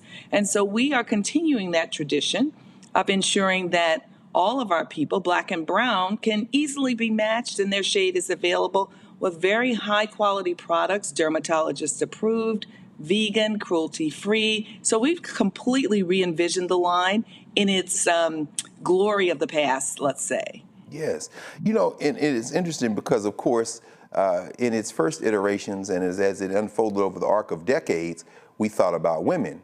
But I love, one of the things I love is that you've opened it up in terms of even our gender kind of imagination in ways that maybe in the 50s, 60s, or even 70s would have been more of a challenge. But could you talk a little bit about now? That is for sure. Yeah. I mean, everyone wants to take care of their skin these days, whether they're male, female, or are not identifying. And so one of the key products we have is this primer serum, which I actually use every day, whether I'm wearing makeup or not. It gives the moisture back into the skin. It brightens the skin, not lightens, but brightens the skin. And so I think we're at a point in time where people really do want to take care of their skin and in particular their face. I mean, we are vain people. We want to look good. We want to look good. I mean, and to that I say, we know that the black population spends almost $6.6 billion in beauty. $6.6 billion, and that's 2021. So my data is a little bit old. We spend about 11% on all beauty products. The real key, and I'm happy that you guys are having me on, is to get our people to buy black and to buy from black companies. And so that number is significantly lower than it should be. 2.5% of black Americans are buying from black companies. And so we've got to change that. We have to invest in our own communities because we know when we do, that money gets invested back to us, whether it's support of educational systems or mentorships or jobs even. Most of the people that work at the company look like me. It's interesting, and thank you for saying that and putting it in context. I read in one of the pieces where you made the comment that black folk who carry a bag should maybe try to hit a threshold target. If you're going to buy black, you don't have to buy everything black, but I think there was a percentage you suggested. Am I remembering that right? You are correct. So I think that it should be, probably, 12, 15%. Why not? I think there's so much history to, us not buying black. What's the quality like? It's almost like brainwashing. Like we think like if we buy, Black, it's not the same quality as the Chanel or a Dior. Or people will say to me, well, that brand is so, that brand's old. My grandmother used that brand. And I say, Gucci's old. Right. Chanel's old. Dior's old. But families took care of those brands and now they're still thriving. So we've got to begin to think about the brands that have been created by our people and making certain that those brands extend another 100 years. Indeed. And so less criticism and more trying brands, looking at them, touching, feeling them. And, I think if you touch and feel our brands, I'm pretty confident you're going to fall in love. No question. I certainly have fallen in love with them, and I think I look pretty good. Well, there's no doubt about that. There's no doubt about that, Desiree. I'm sitting here with the blush duo, the lipstick. Let's see, we have here as well the liquid foundation. See, you got me. Like, wait, can I put this on? Liquid luxury. That's what we're calling it. And we don't name any of our brands by number. I think you have Honey, I'm Fabulous. Yes, Honey, I'm Fabulous. A Bad Bisque is another name. Mahogany Hottie. So we try to have fun with these names and really salute, our community. The summer face can be super simple. Your serum that I have here, maybe the liquid, maybe a stick. And you can have a couple of sticks. It's really easy to, have a couple of shades. I use my stick also as eyeshadow. If I'm traveling, I don't want to carry a lot of stuff. Maybe a little lip teaser and a lipstick, and you're done. Oh. And see, this says chocolate chip, so I'm going to resist the urge to put this brush anywhere near my mouth. I'm just going to. Original shades from Fashion Fair. I love it. Yes. So with those blushes, we put, a blush, which is chocolate chip, which is a powder, and then we put a cream there, which you're seeing this very nice, I think, kind of a peachy tone. Yes, ma'am. Oh, yeah. Man. That's what I'm talking about. Got to have fun with the makeup. That's what I'm talking about. Let's Don't be afraid of it. Don't be afraid. That's what I'm talking about. Look, while I'm looking at this Magenta Mist lipstick, I'm going to ask Dr. Ali. Santiago, please, any questions, comments for Desiree Rogers? Yeah, well, thank you for everything you're doing. My question is attracting a new generation along with holding, the folks who have already been strong supporters of the product. How do you approach that? Well, that's been the straddle. People that have used the brand in the past, they are very interested in the shades that they loved and whether or not those shades are coming back. And they want to try, and they've been supporters for a very long time. It's how do we get their daughters in that young generation, to your point. We were recently out with the Black influencers in beauty and talking to them, and we're going to be hiring several of them to provide that message for us and really talk about the newness of the brand and why they love the brand. And so I think it's about introduction, it's about social media, it's about support, it's about being here on this show and talking about the brands and making certain that people are aware of the brand, where they can get it, fashionfair.com, also Sephora, also Macy's. You can go onto our site and you can see where you can pick up the brand because people want to see and feel the brand. And so I think our job is to make certain that they know about it and that they know why it's special. I think it's special because we only make for brown and Black people. And so our ingredients are handpicked and selected for those particular skin tones. And we know that many times we can have oily skin, we can have very sensitive skin. So there's no fragrance in any of these products because that fragrance can aggravate the skin. We also have great ingredients like vitamin C, aloe vera, all those good things, all of those things that are nourishing that keep that skin looking healthy and fresh because sometimes we think Black doesn't crack. Well, at some point you got to take care of it, honey. Yes. You got to take care of it to have that skin looking good. Dr. Larry Walker, any questions, comments for Desiree Rogers? Yeah, so congratulations on this new endeavor. And, we talked about the Johnsons, and I'm wondering if there's something, historical fact that you found out about Fashion Fair. And obviously we noted that it's important history that you found out about that you didn't know as you took on this new endeavor. I think what's shocking and surprising to me that in 1973 approximately, Mrs. Johnson, who had the Traveling Fashion Fair show that many of us know about, it was the place to be, the show to be seen. She had models all across this country traveling and introducing high fashion to towns as small as itty bitty Mississippi or, or as large as Los Angeles and New York. And what she saw is her models were mixing their own makeup. They were actually buying shades and then mixing in brow powder. And so, she thought, well, wow, let me go to the big companies and see if they'll make some darker shades. And none of them wanted to do it at that time. And so what did she do? She created Fashion Fair brand herself. And she sold it in a capsule collection in Ebony magazine. And that was the beginning of history. She was also the first person to put music to fashion shows. So before her, there was no music to a fashion show. Can you imagine? So that was all her vision and her, I would say, just love of the Black culture and really deciding and being courageous and saying, you know what, you guys don't want to do it? I'm going to do it myself. Yes, indeed. Well, Desiree Rogers, now folks who are looking at this and are now on their computers and on their phones and on their iPads and tablets, they're looking to see where they can buy this. Where should we send them? Well, actually, you guys have your own site, right? So yes. We should definitely send them to that site. And, if they want to try the products, they're at select Macy's and Sephora's. And you can easily go to fashionfair.com and look, in the store locator, and it will put your zip code in and it will tell you a store near you. But tonight, we're supporting you guys. Yes, indeed. Yeah. Well, I tell you, daughter of New Orleans, of course, the first African-American social secretary in the White House, the leader of Black Opal, and the reviver of Fashion Fair, along with her comrades, Desiree Rogers. You've certainly... Oh, wait. Did I miss Dr. Carter?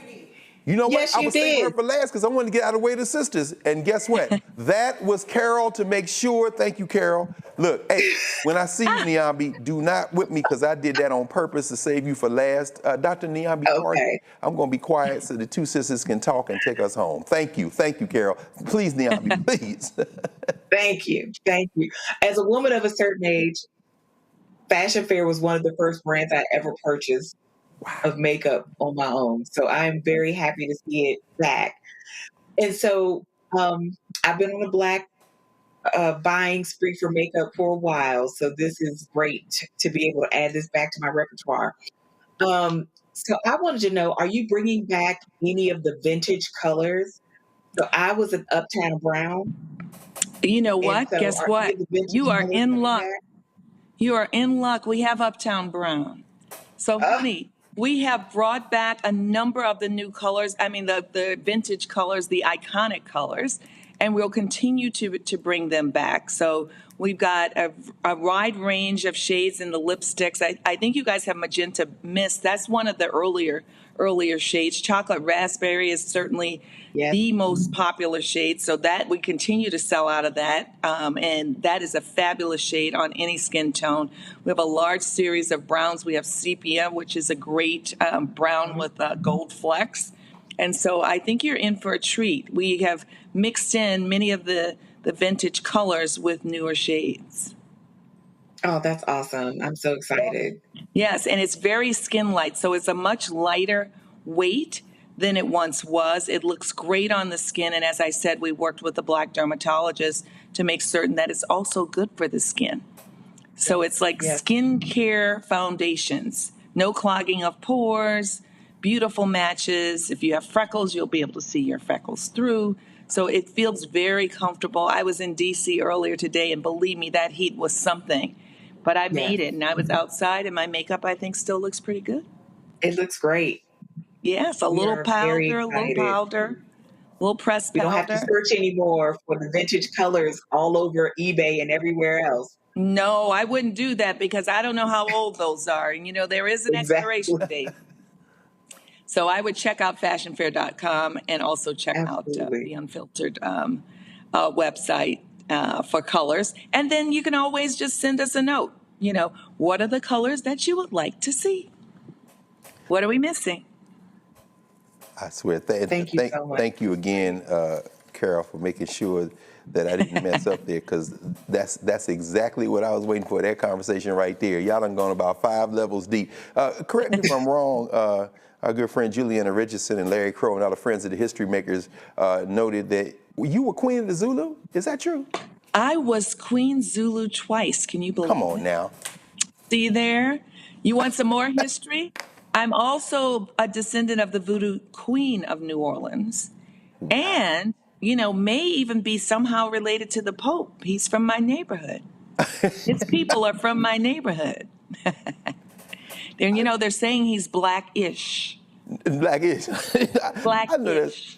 I know that's right. Louis Armstrong said it was his lifelong ambition to be the king of the Zulus, and you were the queen of the Zulus twice. So I know, again, thank you for joining us. Thank you for your continued work, not only in Black communities, but really bringing and elevating the best of who we are culturally to the world. And you all make sure you get out here now and continue to take all this stuff off the shelves and buy through the websites. Fashion Fair is back, stronger than ever, projecting into the 21st century. Thank you for joining us, Desiree Rogers. And well, thank you.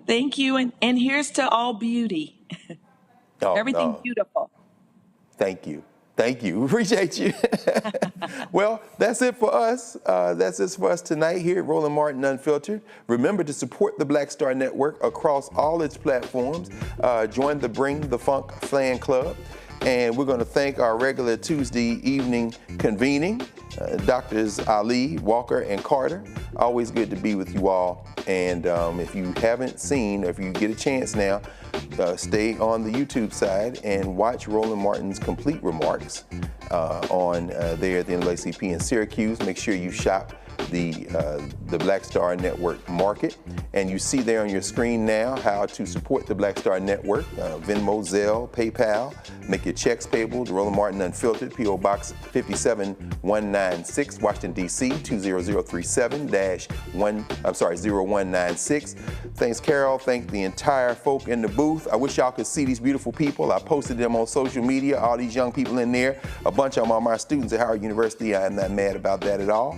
And until later, as Roland Martin would say, holla.